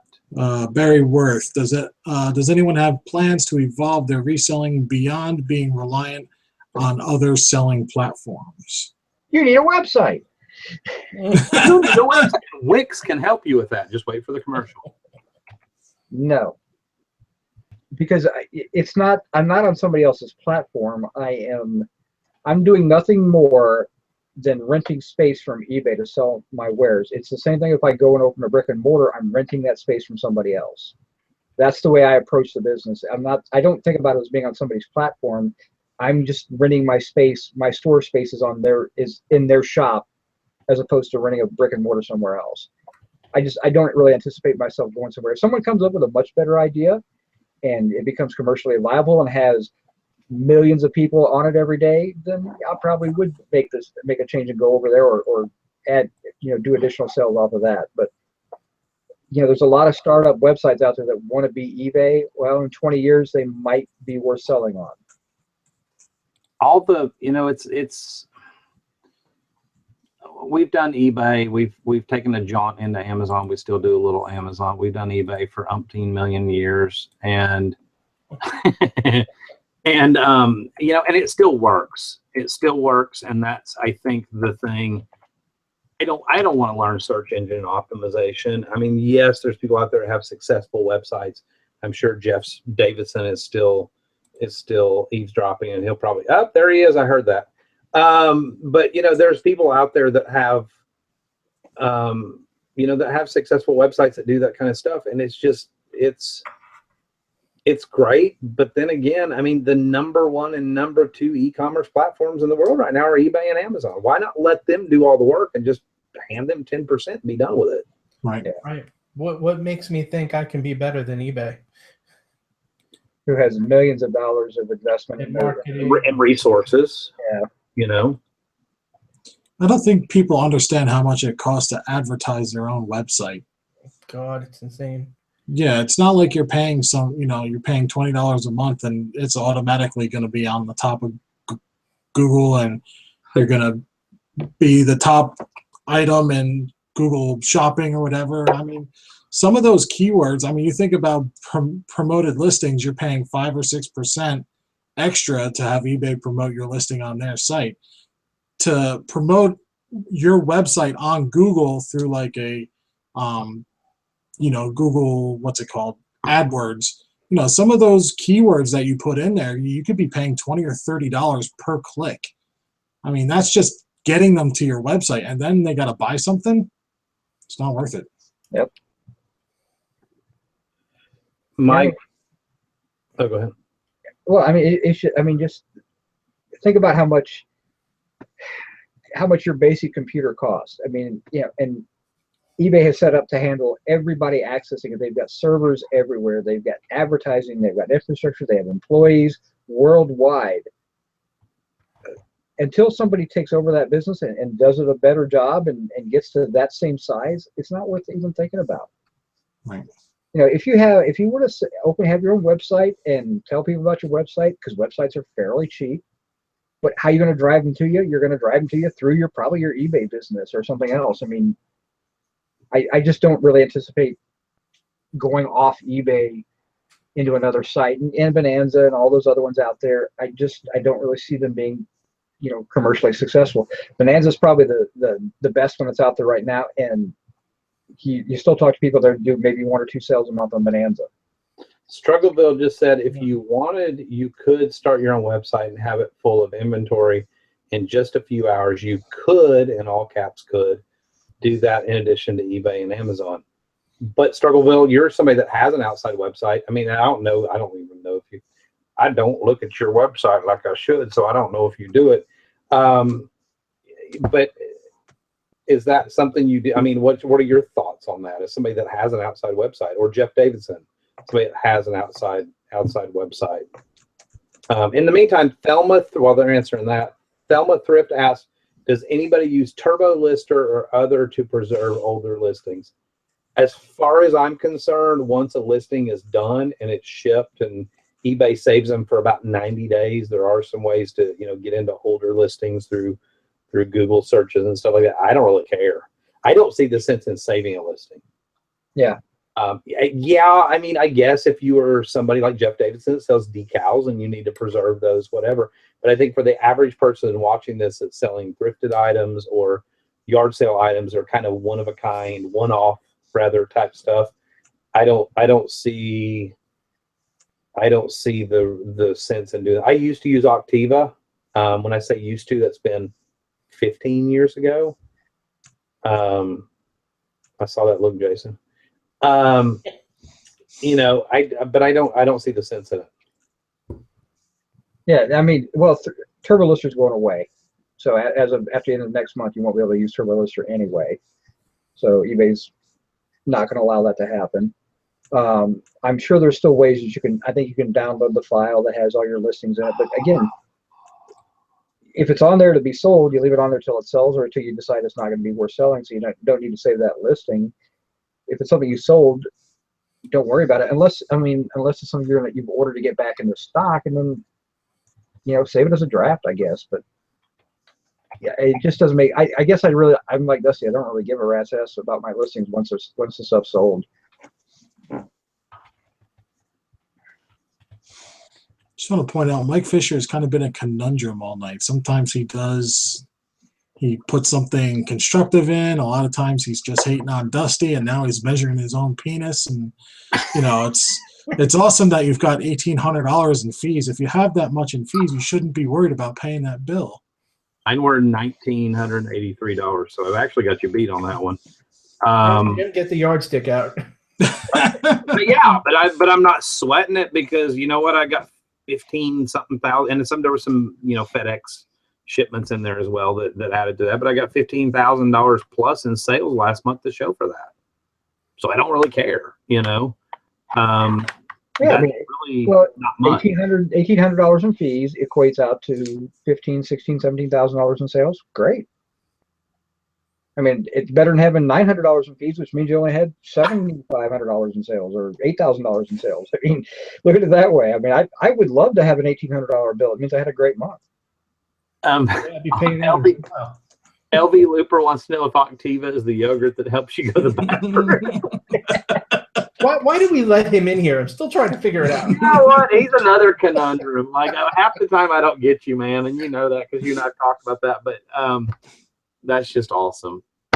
Barry Worth said, all right, and this is a really good point, a good argument point, rather. Barry Worth said, if you let them, meaning eBay or Amazon, do all the work, you never have a business with any brand equity or loyalty of customers, and the customers, particularly with Amazon, are not your own. You know what? I am just a seller on eBay's platform. I am all for it. And Jason, you sat in today and listened to the call that I made to a lady at eBay, and I was not kissing her ass, but I said to her, I said, it's not a big deal, $1.10. And she goes, no, try to relist it. If it doesn't go away, I'll credit you the $1.10. And I said, well, I really just, more than anything, if this is a glitch, I wanted eBay to know, because the better the website gets, the more money I make. So yeah, I do take a little pride and a little ownership in the platform becoming the best that it can be, because ultimately that does affect my sales. I personally feel like I'm seeing a lot of buyers come back to eBay after kind of a 10-year hiatus where the Chinese ran rampant. So if I can make that phone call, and I didn't lie to her, she's like, I'm sorry to waste time. She goes, if you see this again, I'm sorry you called, but we're so appreciative. And I said, you know what? I'm not going to lie. I'm listing stuff while I'm talking to you, and I've got you on speakerphone. And she started laughing. She goes, that's awesome. So it really wasn't a big deal to call, but if it helps fix a glitch behind the scenes, and especially when I'm in that particular department that apparently has a little more swing, it might be able to get it to the engineers a little bit faster or whatever. You know what? That's taking a little pride and ownership. And yeah, is it somebody else's brand? Absolutely. But you know what? That brand has created a living for me for going on 20 years, almost 20 years. And so, yeah, I mean, if I wanted to sell antiques and collectibles and create my own brand, I'd go open an antique mall, but I don't want to do that. I enjoy the freedom that online sales gives me. And really, if you think about it, eBay allows you to create your own storefront, dress it up the way you want, and that can be your brand if that's what you really want to do, while still staying on eBay and everything, which I don't think anybody really ever looks at.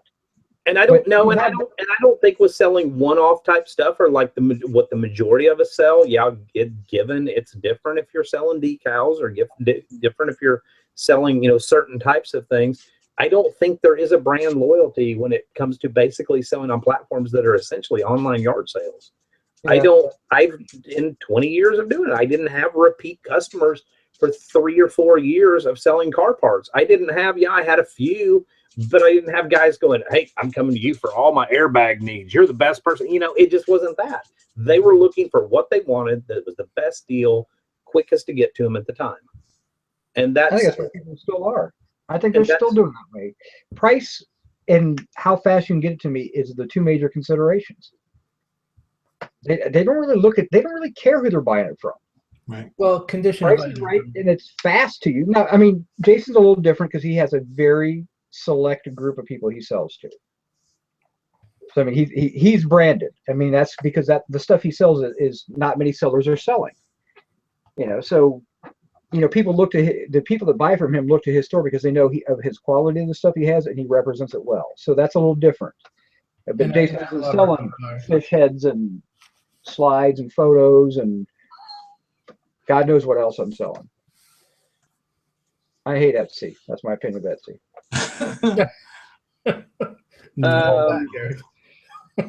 I'm sorry. I should have held. No, Etsy sucks. Yeah, I can never find anything on there. Every time I try to go to Etsy, it's sold and it never shows up that way. It's a pain in the ass website. I don't make stuff, so I don't really care. I'm sure some people do very well on Etsy, and if you do, great. I'm never going to be on Etsy. Is Tiffany said, okay, Dusty and him are way more advanced than I am, blah, blah, and I'm sure we sell totally different things. But why am I echoing? Oh, that's okay, you. What, no love here? No, that's I'm not way more advanced. Nope. I just muted you because that was you echoing. She said, but when Jim and his wife moves to Alabama, I'd love for us couples to get up and to meet up and source. It scrolled off the thing. And Tristan asked, where are you at, Tiffany? She said, unfortunately, I do all this on my own besides shipping, but I do want to do a meetup. We need to have a freaking Jim. Are you a planner? Because when you move here, between you and Zilke, I figure you're not a planner either. Maybe Zilke's a planner. I actually planned a whole wedding recently, so. Yeah, but you had hot dogs. No, we did not. We did not. No, we talked them out of it. So, or somebody talked them out of it. Did I say that out loud? Have another Zima.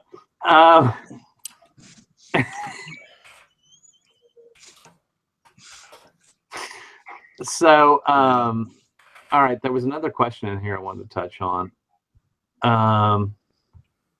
What is your opinion of Etsy? Okay, you already covered that one. All right, Mike Fisher said that whole Amazon retail arbitrage deal evaporated. I never played that game. You know, it was a fad, I will admit. It still works for some people. That's great. But if you are still in that game and can't see the writing on the wall with all the brand restrictions and you are putting eggs into that basket, I feel bad for you. I honestly do. And that's one of the reasons we personally chose to move away from it. It's just not, I mean, Jim, I think you are a prime example. I mean, how do you feel about, you know, even thrifting arbitrage? I mean, how do you feel about Amazon in general? What's your relationship with Amazon right this second? Or your feelings on it? We're very down on Amazon right now. I mean, it's just, it's hard to make money there anymore. I mean, we've seen not our sales. I mean, the prices that we used to get last year compared to this year have dropped tremendously. And we're not focused on it right now. I mean, yeah, it still helps pay the bills, but we're a lot more selective because our returns went through the roof because people are getting smart and they're, you know, returning everything. I mean, I've had stuff returned, you know, that they bought new and now it's used, you know, let's say it was a board game. They played it once and sent it back in. You know, I'm under 200 items in there right now because it's just, we're that selective with it. And it's just been a really rough road there. And Amazon doesn't really care because they don't care about guys like me that only have, you know, 1,000 items in there at the height of it for us. You know, they're catering more to the guys that are big business sellers, you know, with wholesale accounts everywhere and all that kind of stuff. So we're very down on it. It's just, it's not what it was.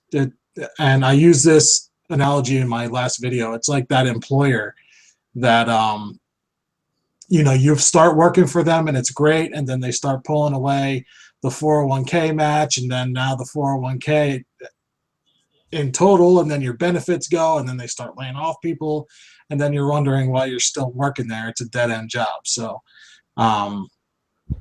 that's how it's kind of been for us. And that's the realization that we're coming to. So it's been pretty bad there, but you'll have people that will tell you that it's absolutely great and it's the best thing they ever did and blah blah blah, and either they're lying to you or they might not be, but if you wow, this, don't put your beer in the freezer. Yeah, but at the same time, I've had some good long conversations with some of the people that are, you know, go Amazon and have been making a living off it and whatever. And if you really get down to the heart of the matter and you look behind the scenes and you really talk to them, they're not so much a proponent or an advocate or whatever you want to call it of Amazon. And they agree that it's definitely changing. So I think Amazon right now is one of those, ride it as long as the gravy train lasts, but have your contingency plan in place. Right. I mean, it really is totally different. And that's been 2 years solid. I mean, it's been almost right at 2 years since they gated DVDs. I mean, that was kind of the first uprising. That really sucks. You're not going to be able to drink that for a while. Yeah, sure I am. That's why you always keep a chopstick on your desk. Oh, yeah. That's why you keep. It's a beer slushy. Angela, my life asked, what about merchant fulfilled? I've never done merchant fulfilled on Amazon. If I'm going to merchant fulfill on Amazon, I'll throw it up on eBay for half the fees. Here's the deal with merchant fulfilled, and I know there's people that do okay with merchant fulfilled. Merchant fulfilled is a dying model. This is my opinion. Merchant fulfilled is a dying model. People want their stuff. Prime is huge. Prime is huge. It's growing. It's growing every single year. People want their crap in 2 days. I mean, Prime has even expanded to Prime Now, where if you live in, San Francisco or certain cities or whatever it is, you can order something and have it to your house in an hour, same day, even within an hour. That's the society we live in. Unfortunately, that's going to expand on over, and I think we're seeing that. I personally feel we're really, really seeing that with eBay and them rolling out their new, metrics and their new standards. eBay is like, basically, how do we compete with this? And we've talked about this before on the, last week's show or whatever, or the other night's show or yesterday's show or whatever day it was. But, eBay is looking at it and they're putting out these new standards because they're going, how do we compete with Amazon? We don't have warehouses. Oh, let's give some incentives to our sellers and let's make it really tough on our sellers to live up to some standards to get the crap there in 2 days. And that's what eBay's doing. It's headed the exact same way. I mean, no, it's probably, knock on wood, never going to be, you have to get it there in 2 days. It's not going to be like Prime. You're not going to have to probably next day air your stuff or do anything like that. Mahoney. But Tristan will just text me. She wants to see the dog. But it's probably not going to be to that extent. It's still going to be a third-party platform. But there's going to start being perks. I guarantee you there's going to start being perks. I've sat and watched, and Jason, you've done it for a long time, and you've seen eBay evolve over 10-plus years. I mean, Jim, you have as well. I mean, do you not feel like it's little thing after little thing, and every time it happens, all you hear from a lot of resellers is, oh my God, the sky is falling. It's just look at it and study it and read the writing on the wall. Yep, it's always doom and gloom. There's the dog. Swim! Yeah, and part of that doom and gloom is YouTube's fault because, people get on here and they say, oh, things are changing and it's going to be awful. Look at this. And, and either they don't have all the information or they're just reading it wrong. Yeah, it just takes one asshat and then the shit just explodes. Yeah. Yeah. But if you compare Amazon and their changes and eBay and their changes, eBay takes their sellers into consideration a hell of a lot more than Amazon does, and that's sellers from top to bottom. And of course eBay does, because they don't sell items themselves, and that's being brought up right now. I don't want to sell on Amazon. It's being brought up right now in the chat. I don't want to sell on Amazon. Why sell on a website that's going to compete against? That's always been a risk for Amazon. We went into Amazon in 2006, so it's been right at 11 years ago. I can tell you right now, the majority of the stuff that I sold in 2006, Amazon wasn't selling. Amazon was built on a platform of selling stuff themselves, but the majority of used books, stuff like that, they weren't competing against me. But I've sat over 11 years and watched it become more and more and more and more. And Amazon is a data numbers crunching company. I can guarantee you, if you private label, that was a huge thing for a while. If you private label, I'll use this because this is my go-to example. If you private label Omega pocket knife, whatever letter opener, whatever the hell you want to call it, and it all of a sudden rises to the number 10 rank in letter openers or office products or whatever, I can guarantee you that's going to go up on Amazon's radar. And the next thing you know, they're just going to call a factory over there and they're going to make it as Amazon Basics. So yeah, you do run that risk with Amazon. And I'm not trying to be a naysayer of Amazon because I loved it for a lot of years. But you do run that risk of you're dealing with a company that crunches data religiously, that thrives on data. I mean, Jeff Bezos is all about some data. And you're talking about a company that's going to study the hell out of that and pay people hundreds of thousands of dollars to create a study on, they got think tanks sitting studying this crap. Mm-hmm. And they're sitting there and they're looking at your item and they're like, okay, well, we need to make that. And we can call China and we're Amazon, so we can get it cheaper and we'll just sell it at a 2.5% profit margin, because they don't care. Right. They're like Costco on steroids. Their ultimate business model is built upon Prime memberships. Bezos has said that, not upon profit margins. Costco's the same way. Costco's stores are modeled after memberships paying for the bulk of keeping the stores open, and they make minimal profits on their actual items. Right. None of us here can compete with that, period. So do what you want to do. All right, switching gears. Jennifer's asked, over. I know Eric addressed this in the chat, but Jennifer asked, if I leave on Thursday for vacation, come back on Sunday, would a 2-day handling time be correct for Thursday? Yeah, that would be correct. I would suggest a 3-day because if you're like me, you're going to get a flat tire. You're going to get a flat tire. Some kid's going to get diarrhea halfway home. Something like that, yeah. Or, you just get home and you're tired. If you're driving a long way, you might just be tired Monday. So give yourself that extra day. It's 4-day handling and above where Amazon puts, or eBay puts that blurb on your listing that says, exceptionally long handling time or something to that effect. So I would do a 3-day rather than a 2-day. But 2-day, technically, yeah, you're safe with that unless something happens. Mike Fisher wants to know whatever happened to that husband and wife team who are private label experts. I have no clue. I go in actually a lot of different circles than I did even when I first started watching YouTube and the reselling community a couple years ago. I thought private label was intriguing. I had a lot of conversations behind the scenes. I thought about it, but the more I studied the numbers, because I'm that nerd that studies the crap like that, and the more I kept hearing the negatives, it was like, why do I want to sink money into something from China that the minute it becomes popular, everybody else can order it from China? You don't order exclusive products from China. Mm-hmm. You just don't. Copyrights mean 0. Trademarks mean 0 in China. So, even if you come up with the most unique idea in the world, you're going to be fighting a constant battle of counterfeit and trademark infringements and stuff like that against your own supplier, essentially, who's in a country that doesn't give a crap. Right. And that's just not a business model that appealed to me. Isn't that kind of how it worked with your T-shirt you were selling on your Merch by Amazon account with your own logo, and suddenly Chinese sellers are selling your T-shirt? Yeah, and suddenly there's people like selling Alabama Pickers private label soap on Amazon. Somebody messaged me and they're like, "Is this you?" And I'm like, "No, it's not me. What the hell is that?" And that was a bot somewhere. That was a bot somewhere from some Chinese whatever. I'm actually searching it now.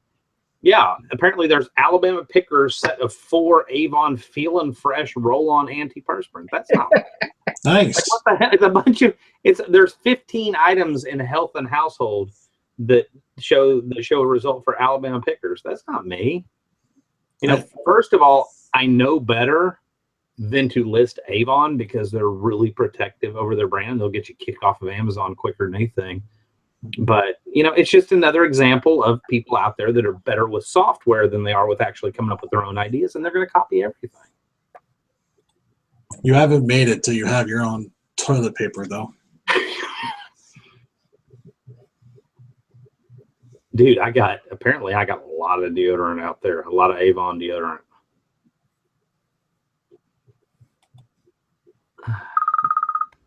Maybe we're ordering some of that. Just ordering just so you can see if they actually put your logo on it or not. I mean, there's a 1962D silver 1/2 ounce Franklin half dollar on Amazon that the manufacturer shows as Alabama Pickers. I mean, what the hell is that? Wow. Yep. And it's not, and the seller that's selling it isn't, but somebody's picked up on that brand and thought it was important. Right. And it's not. I mean, there's a 2001 silver American Eagle silver round that's being sold. You know, it's just, I mean, things are going to get picked up. You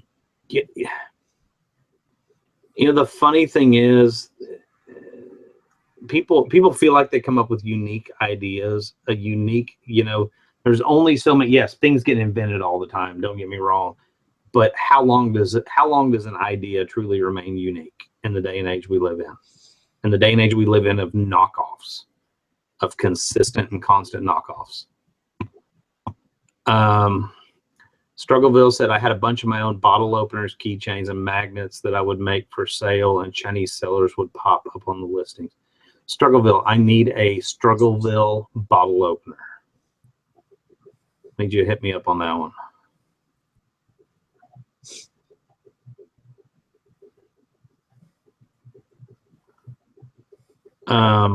Now they're talking about old school wrestling, apparently.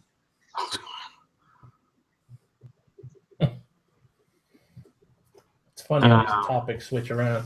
Yeah. And it's not that couple, okay, they're naming who the couple is, whatever. It's nothing against them. I just haven't talked to them in over a year. I mean, they were nice and they were whatever, but, and maybe they're still doing, and maybe they're Thrift Daddy. And you know, maybe they're still doing great, or maybe they're still, you know, whatever. I have no idea. I don't hang in those same circles anymore. If you looked at my YouTube subscriptions, you'd see like 5 channels, and 3 of them are not reselling. And I'm kind of the same way. You know, people go, who do you subscribe to? And I hate to say it, but I subscribe to people that I know personally that do reselling stuff. But I don't fall down the rabbit hole of, except for days like today where somebody's like, oh, go check this guy out, you know. But I don't fall down the rabbit hole of checking out every Tom, Dick, and Harry that comes along. And there's, you know, lately there's a lot of dicks that have come along. It just doesn't interest me. I've figured out who I like, what business models I trust, what resellers I trust, and I've stuck with what seems to be working and who I feel is genuine. You know, this profession of online reselling has been around for 20 plus years, and there's not a whole lot of new tricks. I mean, there's tweaks, there's Cassini, there's stuff like that, but there's not a whole lot of new tricks. Right. So, you know, the resellers that I do watch are people that sell a lot of collectibles or that sell a lot of vintage. That's something that interests me, because I feel that that's really a market that most people don't want to get into, that's kind of untapped. So there you go. Wesley Whedon said 99% of YouTube picking channels suck. What's up, Wes?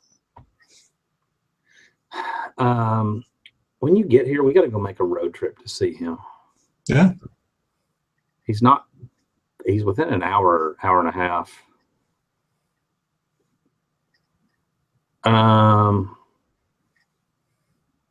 Chick Picker said that couple is actually doing awesome. She talks to them frequently. They're still doing private label. That's good to know. I just personally have no clue. Yeah.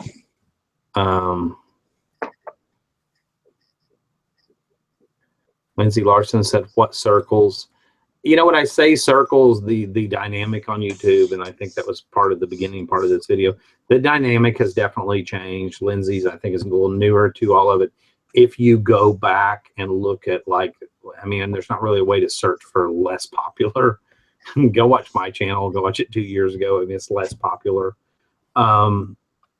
There's people that were a little more popular back then, and they've kind of faded, and everybody right now, especially, and I've seen this gotten huge in the last 3 or 4 months, seems to be kind of caught up in the who's popular. I'll tell you right now, if you're watching YouTube reselling videos based on how many views or subscribers it has, stop.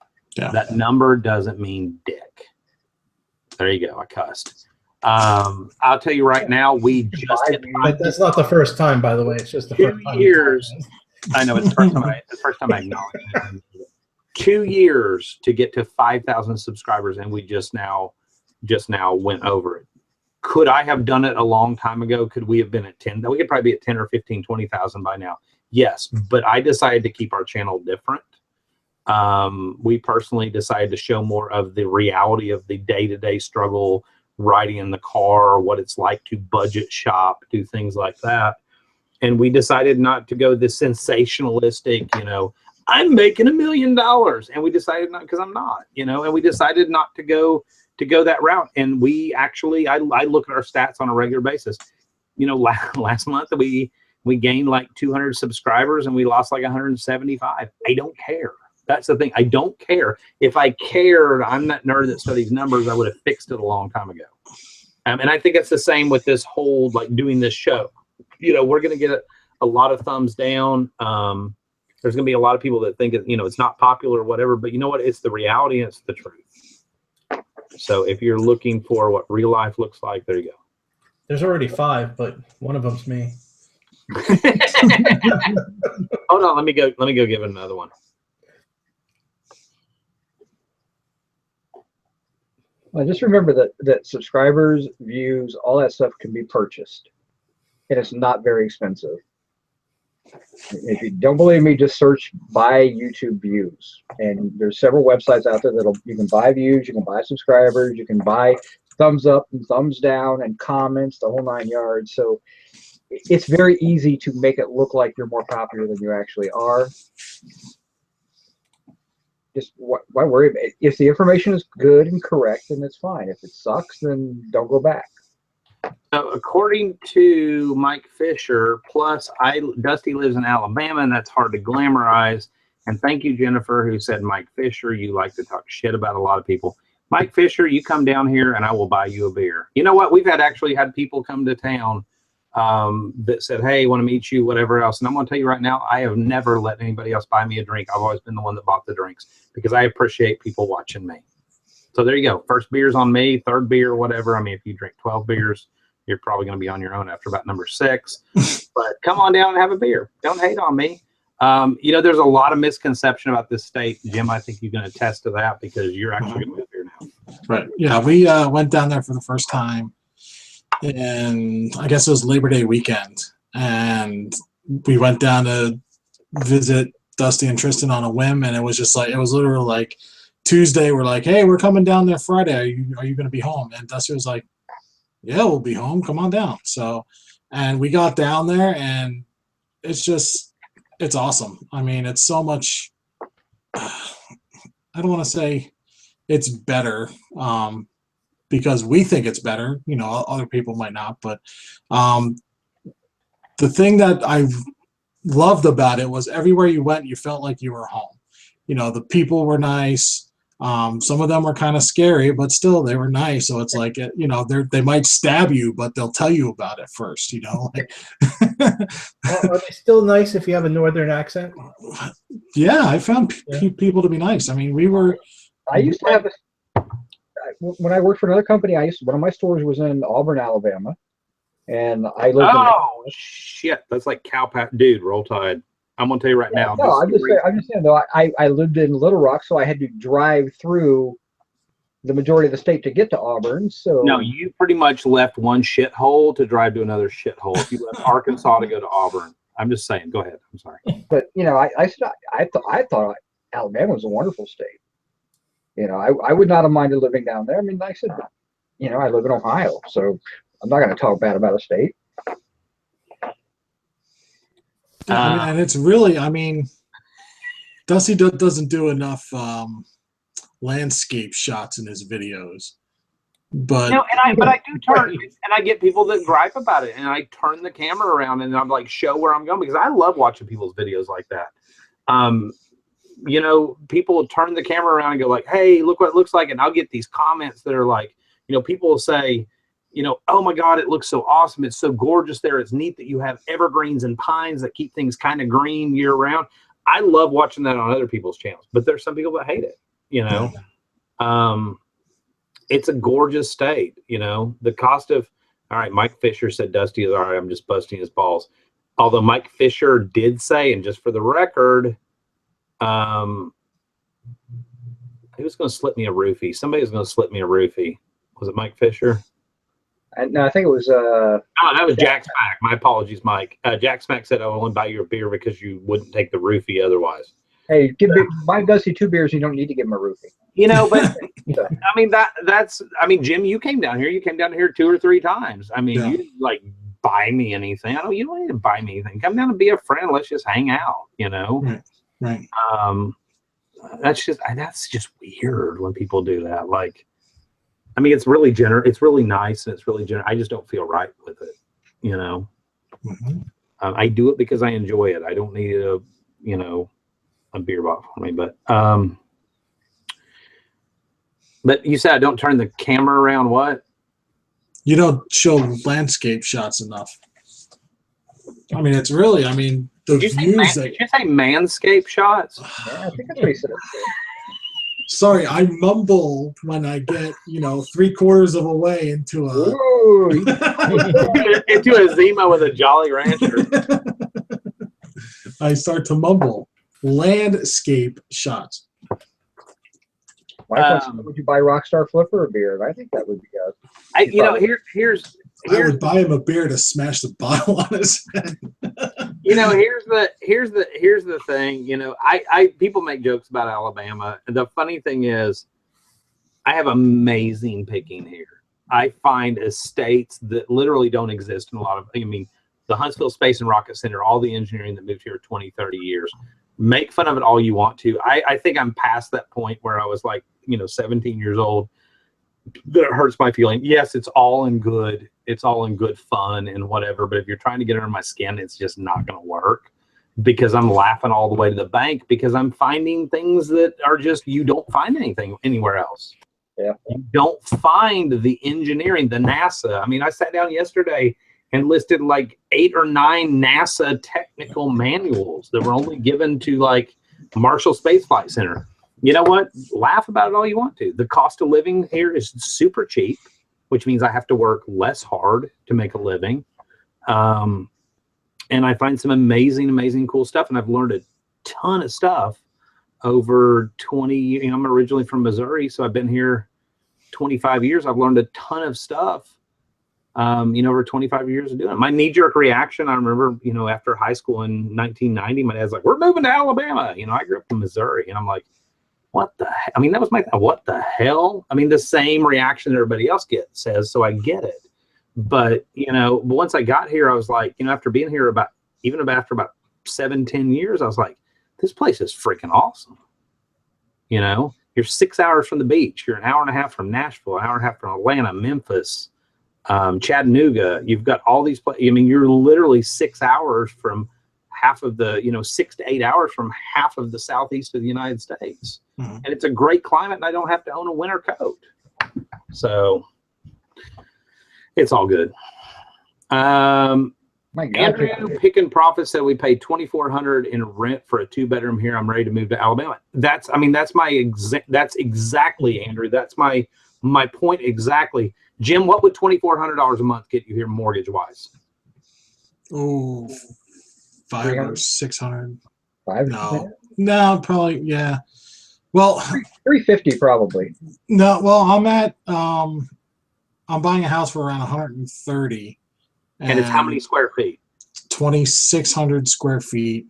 And when you say 2,600 square feet, this thing was built in the last 15 years. I've seen it. 10 years. It's got hardwood floors. Mm-hmm. It's got crown molding. It is freaking awesome. It's just, so when you imagine if that's $130,000, $500,000 here will get you the golf course house. you know, Yeah. literally on the golf course, right next to Jim. But I mean, my mortgage is only going to be like $750 a month. Jim's in the sand trap. I mean, and that's because taxes are cheap. You know, insurance is cheap. I mean, if I were to take that house and move it here to Cary, North Carolina, that'd easily be a $400,000 house. The house you're looking at is outside of Huntsville city limits. It's a little higher. I think the mill rate, if I remember, I was reading it the other day, but the mill rate per 100,000, I can't remember how it works, like point something mil. But if you're in Huntsville city limits, the mill rate is basically on every 100,000 is about $500 a year. Outside of, but still within the county, which is actually where the better schools are, it's about I think it's 3.5 on every 100,000. So it's essentially about 300 or maybe 3.1. So I mean, your property taxes on a $130,000 house would be what, $350 a year? We're paying. We got quoted for 600. But that was because you couldn't homestead the first year, right? But what is it after that? It'll be about 4. About 4. Yep. So I mean, you know, and stuff like that, adds up. You know, I don't. You know, me personally, I just rather, regardless of what state you live in. People are talking about Pennsylvania. Slick Flip saying how, or no, he's in Ohio, and it'd be higher if he's in Pennsylvania. I mean, I know a reseller that lives in Pennsylvania, and this particular person, I mean, the house is paid for, everything else, but the property taxes are like $3,500 a year. Mm-hmm. And I'm like, damn. You know, I paid $1,900 a year in property taxes. And you're in Ohio. But, yeah, you know, and it's just, I don't know. I think there's a point where, like, I just want to live, maybe it's old age, but I just want to live in a climate that I like, which, yeah, we do get the occasional snow here, and everybody makes fun of us for milk and bread. But you know what? It's kind of fun because you get a snow day when you know the city's going to shut down. It's like being a kid again. Like, everybody in the South literally gets to have a kid day when it snows here. And then you got cheap property taxes, and you got cheap everything, you know? Yeah, do you have the redneck factor? Yeah, you absolutely do. But as somebody that grew up right at the foothills of the Ozark Mountains, I can tell you right now, there were a lot more rednecks in the you know, Ozark Mountains as a kid growing up than there probably are here. You just don't hear about it as more. It's clichéic, and I think it's that way with every single state. You know, I make fun of California a whole lot. Jeff Davidson, are you still there? You know, I talk about how they drop in the ocean and they're all tree huggers and stuff like that. But, you know, that's kind of a cliche with me as well. You know, I shouldn't have that judgment on a place that I haven't lived there and don't know about. Right.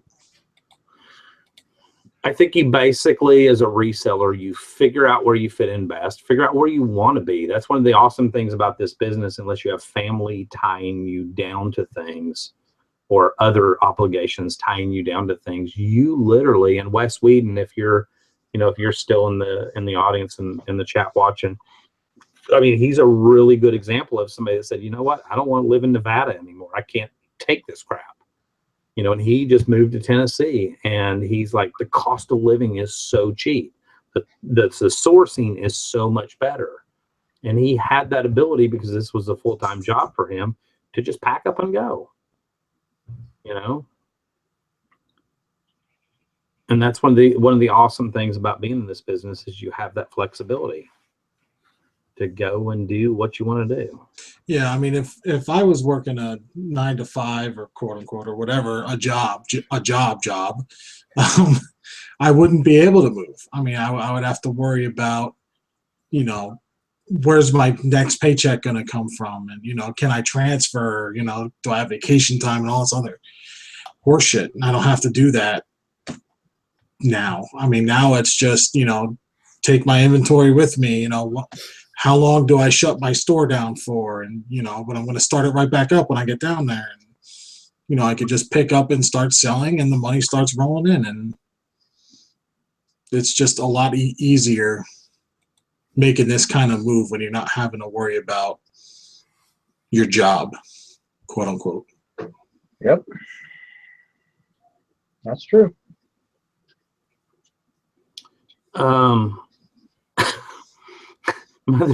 Mother's mustache said, "This is the worst effing place I've ever lived in my life." Kennesaw, Georgia.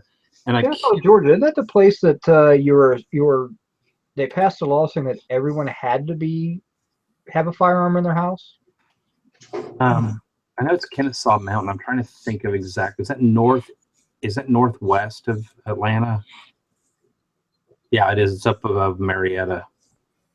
Well, that's part of probably, I'm assuming Kennesaw, that's probably part of, small town in the South. I mean, you have your positives and you have your negatives to small town anywhere, people getting your business. Not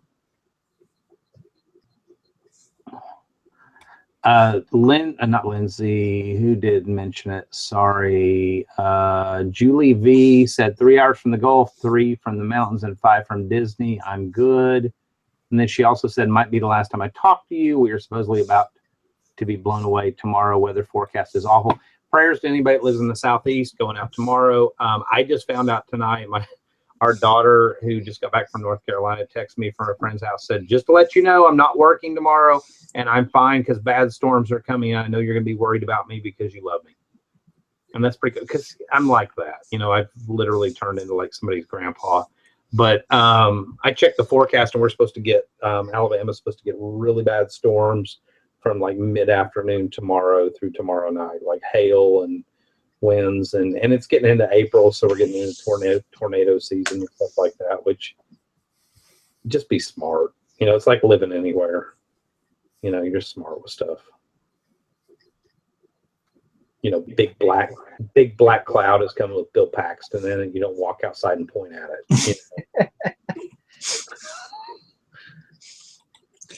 We would actually be the ones to go outside and point at it, though. I say that's the first thing I do when the tornado sirens go off. I go outside. Hey, what's coming? Yeah. I was in a hangout the other day with these guys, and the tornado sirens are going off. I'm like, I think I better go. I got tornado sirens going off. So. I need to go fly my kite now. I was laughing because the first thing I do is turn on the news, see what's going on, and they were talking about get to the lower level of your house, get to where there's no windows, get something in heavy and put it on you. And I'm like, in my mind, if I'm in a lower level of my house in a room with no windows, and I need something heavy to hold my ass down, problems are already at the peak at that point. I don't think that's going to really save my ass. So. I think they need to revise those new warnings they've come up with. I think that doesn't apply to people.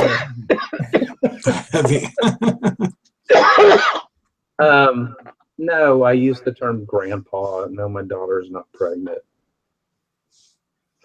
Oh man. Here we go. You opened up a can of worms with that one. No, but I drive. I drive like a little. Tristan tells me, she's like, you totally turned into a grandpa or a grandma, one of the two. She's like, you drive slow. You I'm like the crock pot meals and everything else. She's like, you're my grandma. So, Sorry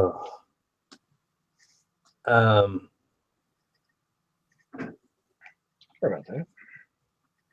No, they're talking about shitty places to live. Apparently, Atlanta and Chicago are neck and neck for the shittiest place to live.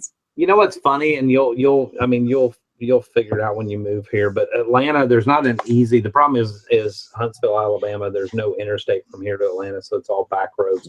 Or you go up to Chattanooga and you go down, which is 30 miles longer, but it's all interstate at 80 miles an hour. Atlanta has its things. We used to go there a lot when we were younger. When we lived in Birmingham, it was an hour and 15, hour and 20 minutes. We go there a ton, visit friends, do stuff like World of Coca-Cola, the Atlanta Underground. Which, if that's even a thing, you'd probably get shot there now. I don't know if it's even cool anymore to go to the underground, but which was next to the World of Coca-Cola. Atlanta was a cool, fun town. It's just, I don't deal with traffic. It was funny when you leave Birmingham, you drive due east to go to Atlanta. If you did not get out by 3 o'clock in the afternoon on any given day out of Birmingham, you knew if you didn't get into Atlanta by about 4 or 4:15, you were going to get stuck and just gridlock, whatever. And that's the way it is with most, but LA and New York and whatever else. And people that live there are like, oh, get over it. I choose to live where I live because I don't deal well with traffic. I don't want to spend. We know that Dusty likes a 15-minute picking radius from his But house. you know what? I choose. I don't. They make 30-mile max, 30-minute max rather. I don't want to be the guy making a video going, "Hey guys, I hit 3 Goodwills today. It only took me 8 hours worth of driving." You know, to me, that's not. I like my business the way it is. It's close proximity. It's a slower way of life. The cost of living is cheap, and that's what we've decided on. This is the perfect spot for us right now. So, no. We get Dusty crap and we're like, "Hey, look, Dusty, there's a pretty cool auction." Oh, that's like 40 minutes away. Forget it. He's never going to go. No, so the funny thing is, I actually joined a gym the other day. So, all right. So I'm on the 7-day trial. I didn't actually join it, but I joined a gym because it's like 5 minutes from my house. There is a Planet Fitness opening up that would be $20 less a month. And I Google mapped it, and it's like 9 miles, 17 minutes. And I know for a fact that if I were to pick that Planet Fitness, even to save $20 a month, I wouldn't go. I totally wouldn't go because I don't deal well with traffic. It's not horrible traffic. It's just that, I know that 17 minutes in the car, I'm going to lose interest in going to the gym. Mm-hmm. I think it's just knowing your personality type, knowing your limitations. Like it is with anything with reselling. If you are the kind that, like Jim Bennett the other day in your last video, driving around and yard sale in the same afternoon. And I hear you just getting more and more frustrated as I'm watching. Shit, wrong turn. Where's the sign? Whatever. What I read into that is, Jim, you've got to move, or you got to do something. You've got to find a better way because you're not enjoying that. You're getting frustrated with it. Right. I guarantee he could live in fucking like Pleasantville and you would still hear the same shit going on in the car. And the whole time you're doing the video, it's like, turn left, rerouting, turn left. Oh, yeah. And I'm yelling back at my GPS. Yeah, it's funny. That's what I do. Oh, I am not going to start doing workout videos. I actually did a video talking about all this, and I even mentioned, no, I'm not doing workout videos.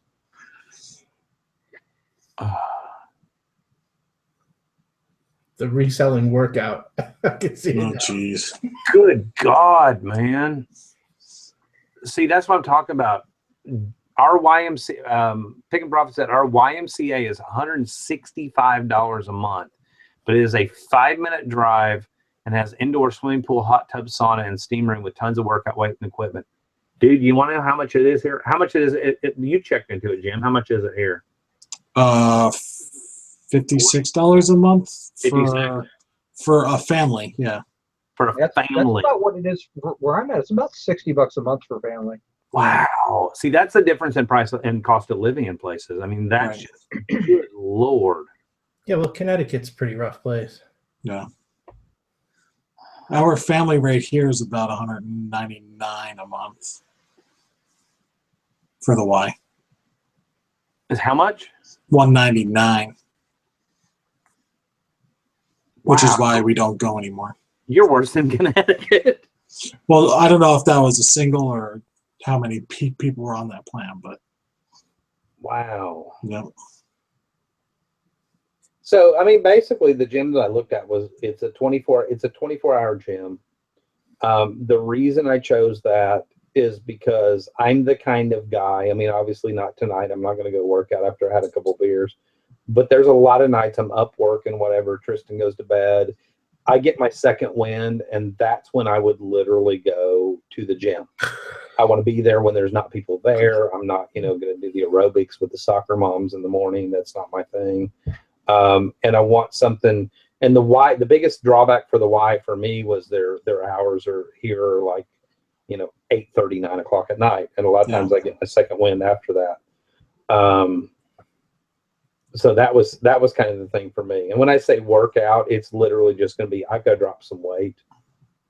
It's going to be me on a treadmill, sweating and huffing and puffing and working from a slow walk up to a soft jog. you know, which will be hilarious if I ever did video, which I won't, but, you know, just get myself going.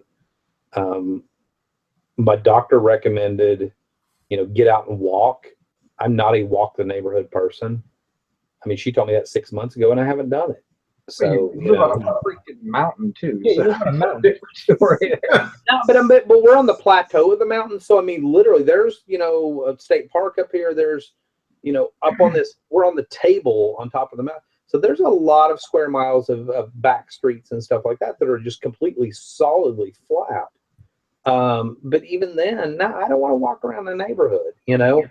Give me some air conditioning, give me a TV or something to keep my attention. Let me plug my headphones in and let me do it. And I'll walk for an hour, hour and a half, 2 hours. You know, I'll totally do it. That's my idea of startup of working out, you know. Yeah, we used to go to the gym a lot, and I'm terrible at doing gym stuff. Like I can go to the gym and I can walk the track and do the treadmill and, you know, ride a bike or something like that. But then, like, as soon as we get out, I look at Ashley and I go, "You want to get a pizza?" I ruin the whole thing. So it's like, I help that there's like a Five Guys next to the gym.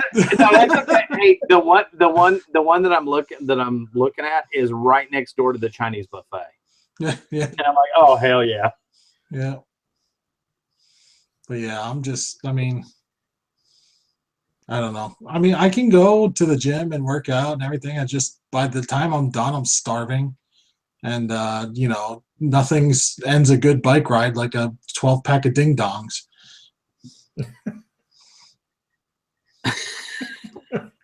Picking Profits is asking, how long does this show usually go for? It's till we feel like stopping.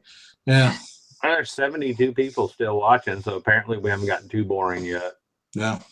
You know, and that's what I love about this show. It is the happy hour. It's some bitching. It's some talking about reselling. It's talking about real life and how you need to lose weight. And I've gained about 60 pounds since I broke that ankle, you know, a couple of years ago. And we were all talking about this, the four of us in a hangout the other day. This is a tough business because unless you're out like constantly doing storage units or whatever and flipping furniture on Craigslist and whatever, the majority of our reselling life is spent exactly like this is 12 hours a day right here. Literally it with an occasional errand or, okay, good for you. You walk through it. Freaking Goodwill for 45 minutes, you know. Congratulations, you just exercised. This is a tough damn business, you know.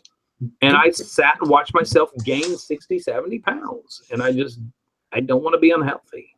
Except for Jim, whenever you're at you know, your Goodwill and you don't have shopping carts, so you have to carry all the goods. Right. Yeah. And when I went down to Alabama the first time, I bought a big ass friggin' radio and carried it all around the flea market. But I was like, you know, I'm used to this. Like I've trained for this moment for years. Were you hearing the Chariots of Fire theme song as you were walking? I was. No, you hear the Rocky in the background. Yeah, it's I used to wear a Fitbit, and I would like flip through clothes, and my wrist is always going, so the Fitbit's just that's like I would get like why the wrist was always going. Yeah, because I'm going. Yeah. Yeah. But yeah, I would get 12,000 steps and only take like 4. Wait a minute, I have a Fitbit down here somewhere. Hold on. Go and flip through the clothing rack. I plugged it in to charge a couple months ago. I gotta remember where I put it. That's something you were testing to see if it worked. No, I wore it for a while. You know, the thing is, I've dropped weight over the years. I mean, on 3 different occasions over the last 20 years, and it's just I have good metabolism. I have good eating habits and all that. It's just inactivity. And it's like I was telling the lady at the gym the other day when I was signing up. She's like, "What is your diet like?" Whatever. I said, "Let me just cut to the chase. Here's what I do for a living. Here's what my day looks like. It's not I don't sit around and eat fried chicken straight out of the bucket. You know, it's nothing like that." She goes, "You're pretty stagnant." And I was like, "Yeah, absolutely." And she goes, "I gotcha." And then my next question was, what hours of the 24 hours, what hours is this gym the least busy? And she goes, well, if you come in between midnight and 4 a.m., you'll probably never see another soul. You know, if you come in between 9 o'clock at night and midnight, you might see 3 or 4 people. I was like, perfect. This is the best gym ever because I don't like people, you know. That's nice to say. No, going on Grumpy said, get a treadmill for the house. I'm going to tell you right now, tried that. We have an elliptical machine in the living room. My brain, that doesn't work for me. I can't do home gym, home workout. It's the same reason I can't get out and walk around the neighborhood. To me, it just becomes the place to stack shit or hang shit. It does. I mean, it's a great idea, but I've tried that and it doesn't work for me. Or with my boys, they turn it up to like 10 miles an hour and throw the youngest one on there and see how far they can fling them.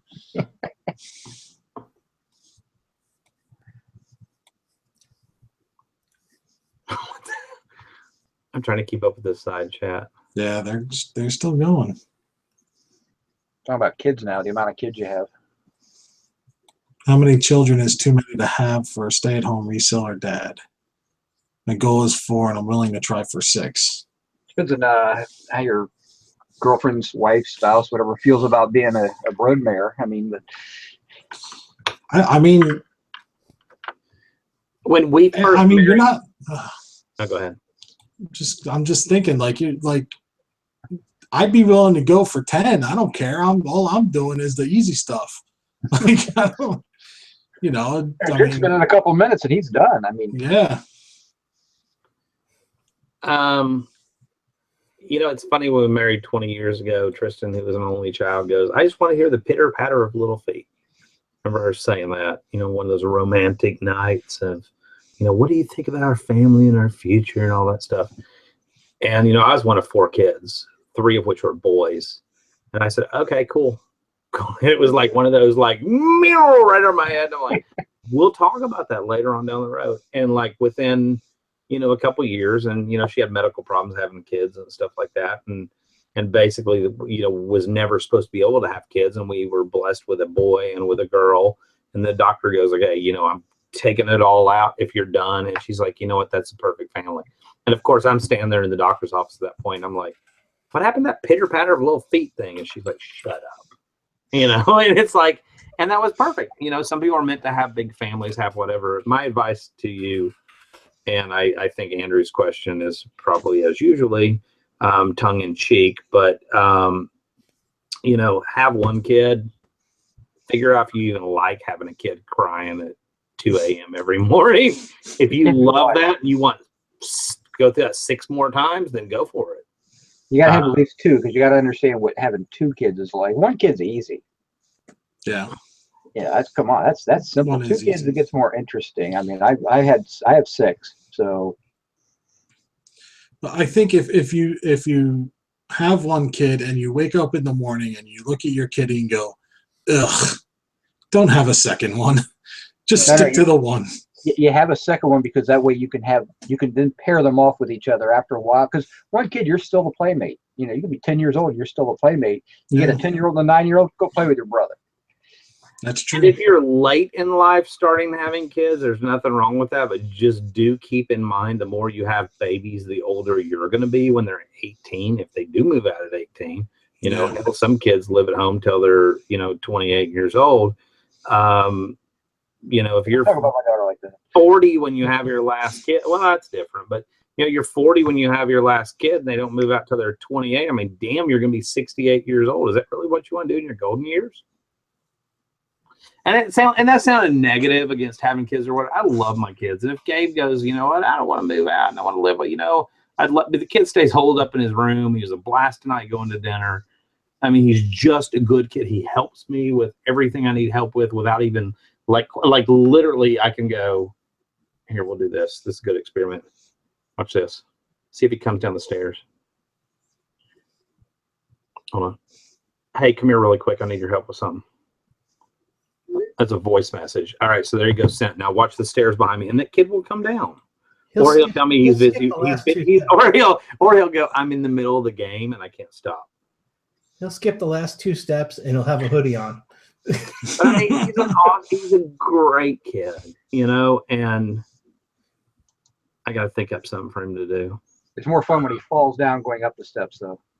That's the best. After he actually listens to the message. I just heard him set his headphone down. Hey there, Scott Zilke.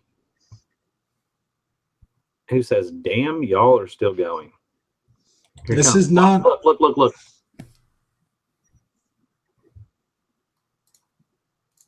Gabe? What? Put your pants back on, bud. I was putting my shirt back on. And I was buttoning up my pants. It's hot up there. Oh, you didn't put the hood on. It's on the top shelf of the mini fridge. Get the one on the top shelf of the mini fridge that's frozen. See? He's awesome. Love that kid. But, you know, I mean, again, I forget what the original point was, but, you know, it's not for my kids to be my servant by any means. But, if he's the boy and he's respectful and he wants to have, help. He wants to learn eBay. We were talking at dinner tonight. The kid wants to learn computer programming so bad I can't see straight. And he is homeschooled, and I'm probably going to stick him in some junior college programs around here that he can get into early. Like, he kept the C++ books out of that storage unit, and he's reading them. That's cool. He teaches himself like C++. I mean, that's my boy. That's what you got to do. You got to start him with some of that old computing stuff so that he has an understanding of where he came from. So. Thank you. I didn't mean to interrupt you. Well, yeah, I really did. But thank you anyhow. And it's just, I don't know. But I think, I'm 45 years old and he's, going to be 16 this month. I mean, if he was still here in another 10 years and I'm 56, that's going to be the point where I'm like, dude, you need to quit your paper route and it's time to go, like, find your own place. Find some roomies or something,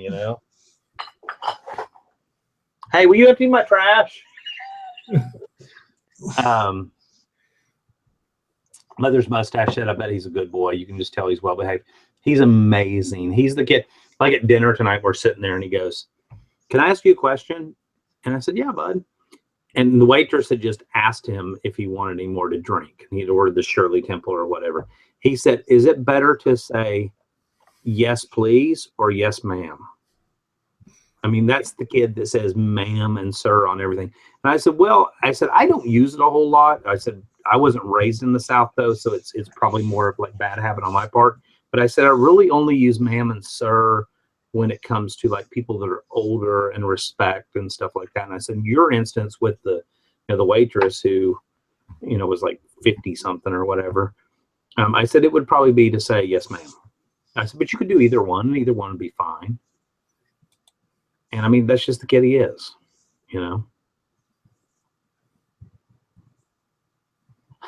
What are we talking about in the side chat? Somebody has a Nordic track. Remember those vintage machines, the workout machines where it'd be a big giant belt over your stomach? Oh, yeah. Dude, there's a guy that has a junk store up the road that's a friend of mine that freaking has one. Does he? They'll shake that weight off of you. He's also got one of those bikes. Do you remember when Frank from American Pickers rode the bike, the one that goes and your butt goes in and out at the same time? He has one of those too.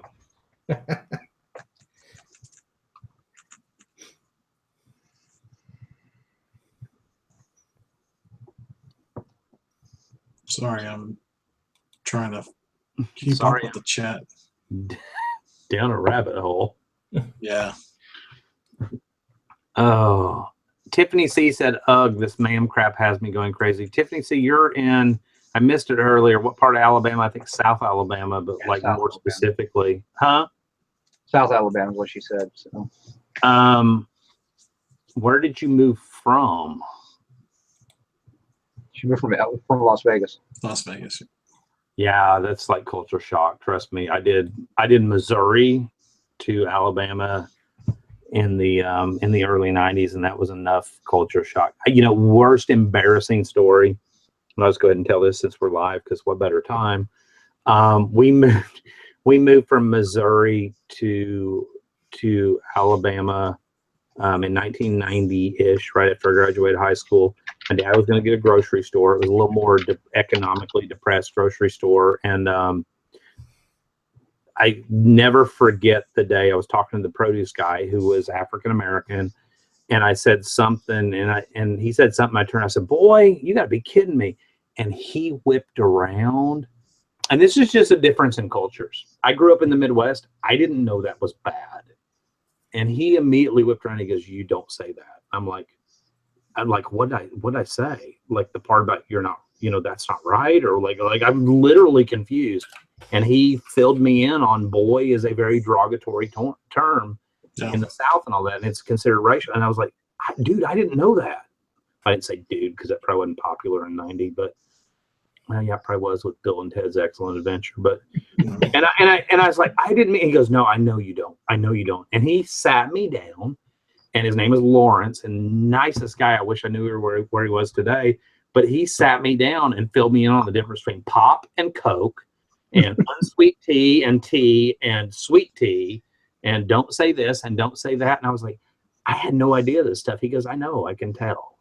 He goes, "But you will offend people." And it was like, wow, that's different coming from one culture to another. And the yes, ma'am, and the no, ma'am, and the yes, sir, and no, sir. And I was like, I didn't grow up saying ma'am and sir. That's just something we didn't do in Springfield, Missouri. It wasn't as common of a thing. And he goes, "But you need to learn to, to use that here." And I was like, and he taught me a lot of stuff, that I would have never, it was just purely innocent stuff. And I would have never, thought that it was something bad or taboo or whatever. Really cool guy, though.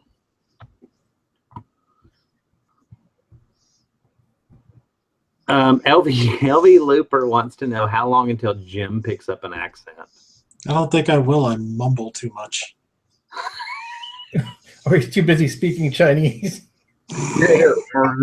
Y'all. What you doing?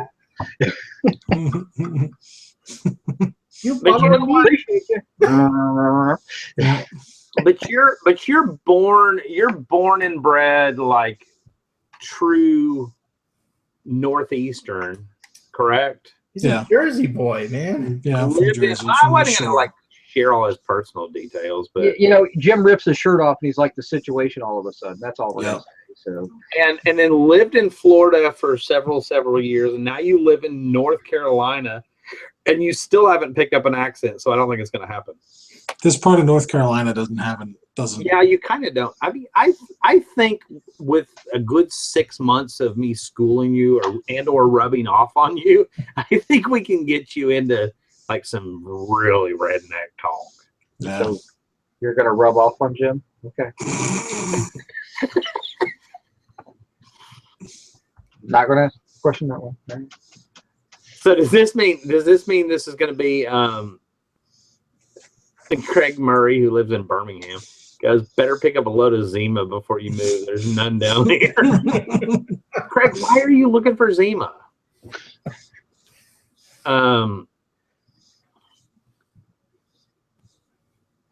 Fishing and picking. What's up? Are you all still live? LV Looper wants you to give a hearty appreciate you. We appreciate you. We appreciate you. I just sound angry. Yeah. Yeah, you do. Barry Worth said that your body's more Chris Christie than situation. Yeah. Absolutely. I agree with that 100%. Thus my pizza after working out. Tim is the situation.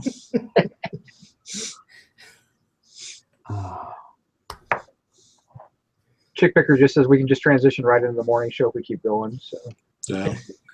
Say hey to Goober.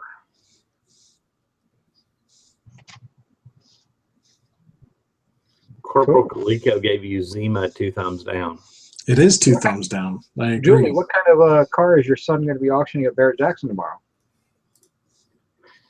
Julie V, which backing up on that question, Julie V said, my son leaves for West Palm Beach tomorrow, going to Barrett Jackson to auction the car off they rebuilt. It was a Quaker State competition.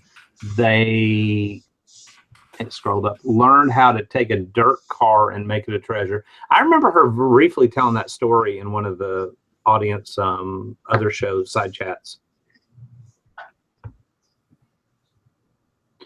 Just kind of curious. Goober was from Kentucky, not Alabama. I'm pretty sure that Goober was from North Carolina, because pretty much every freaking bit of Andy Griffith was filmed in North Carolina. Yeah. It was a fictional city. So now that everybody's done making fun of Alabama and Goober, and it's actually Jim's territory, you know, it's funny though. It's, you know, people from Alabama thinking, and that's something I learned here real quick, you know, too, when I first moved here. Everybody in Alabama thinks that everybody in Georgia is a redneck. Georgia thinks Alabama's a redneck. You know, Mississippi hates Alabama. You know, it's not, well, not hate, but everybody's like, oh, them, you know, Cajuns over there in Louisiana. And you know what? It's all pretty much the freaking same. It doesn't matter if you go to the hills of Pennsylvania. You know, there's rednecks in the hills of Pennsylvania. And it's, I mean, even Dana, I don't think Dana's in the audience anymore, but, you know, he moved to the mountains of California and was showing me the stuff. He's like, yeah, there's a ton of rednecks up here. You know, but nobody talks about that because it's about, you know, kind of a misconception. I think it's funny. Mike Fisher, who's apparently my biggest fan tonight, said Alabama is definitely the biggest redneck area. Sand Mountain. Wow, and I know exactly where you're talking about. That's where the midget wrestling is, Jim. We need to go. Nice, yeah. That's not redneck at all. Dude, I mean, it's you know what, that'd make a great, I think when you move here, we need to spend, if you can, you know, just, your wife is not going to like the way you unpack stuff. You know, my wife never likes the way I unpack stuff, so we leave our wives together to unpack all y'all's stuff, and then you and I just go on a road trip for about 3 days and visit, you know, the highways and byways of Alabama and like midget wrestling and just make videos and stuff. Well, tell them we're on a picking trip. We don't actually have to buy anything, though. I'm pretty sure if I just tell my wife, hey, we're going to go watch midgets wrestle, she'll be like, oh, okay, I totally get it. We'll disappear for 3 days, go on a road trip. We'll swing by the warehouse on the way back and just load up random boxes of stuff. And you just go like, oh, my God, look what I found. Oh, my God, look what I found. This would be awesome. Yeah.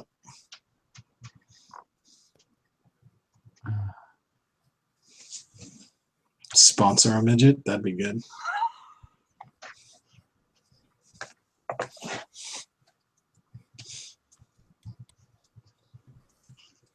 Right.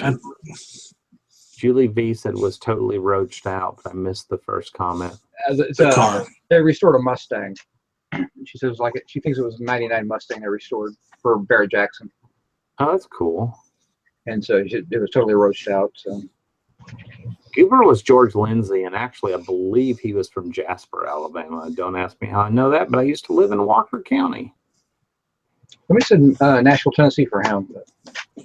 Oh, that was Scott. Scott's always wrong. George Lindsay Wiki. Hometown, Jasper, Alabama. There you go. Our restaurant was in Walker County, Alabama. If it's on the internet, it must be true. It's on Wikipedia. Oh, he died in Nashville. A lot of things died in Nashville. Mm-hmm. Dude, I can die in a lot of places wherever I can stagger to after the bullet hole.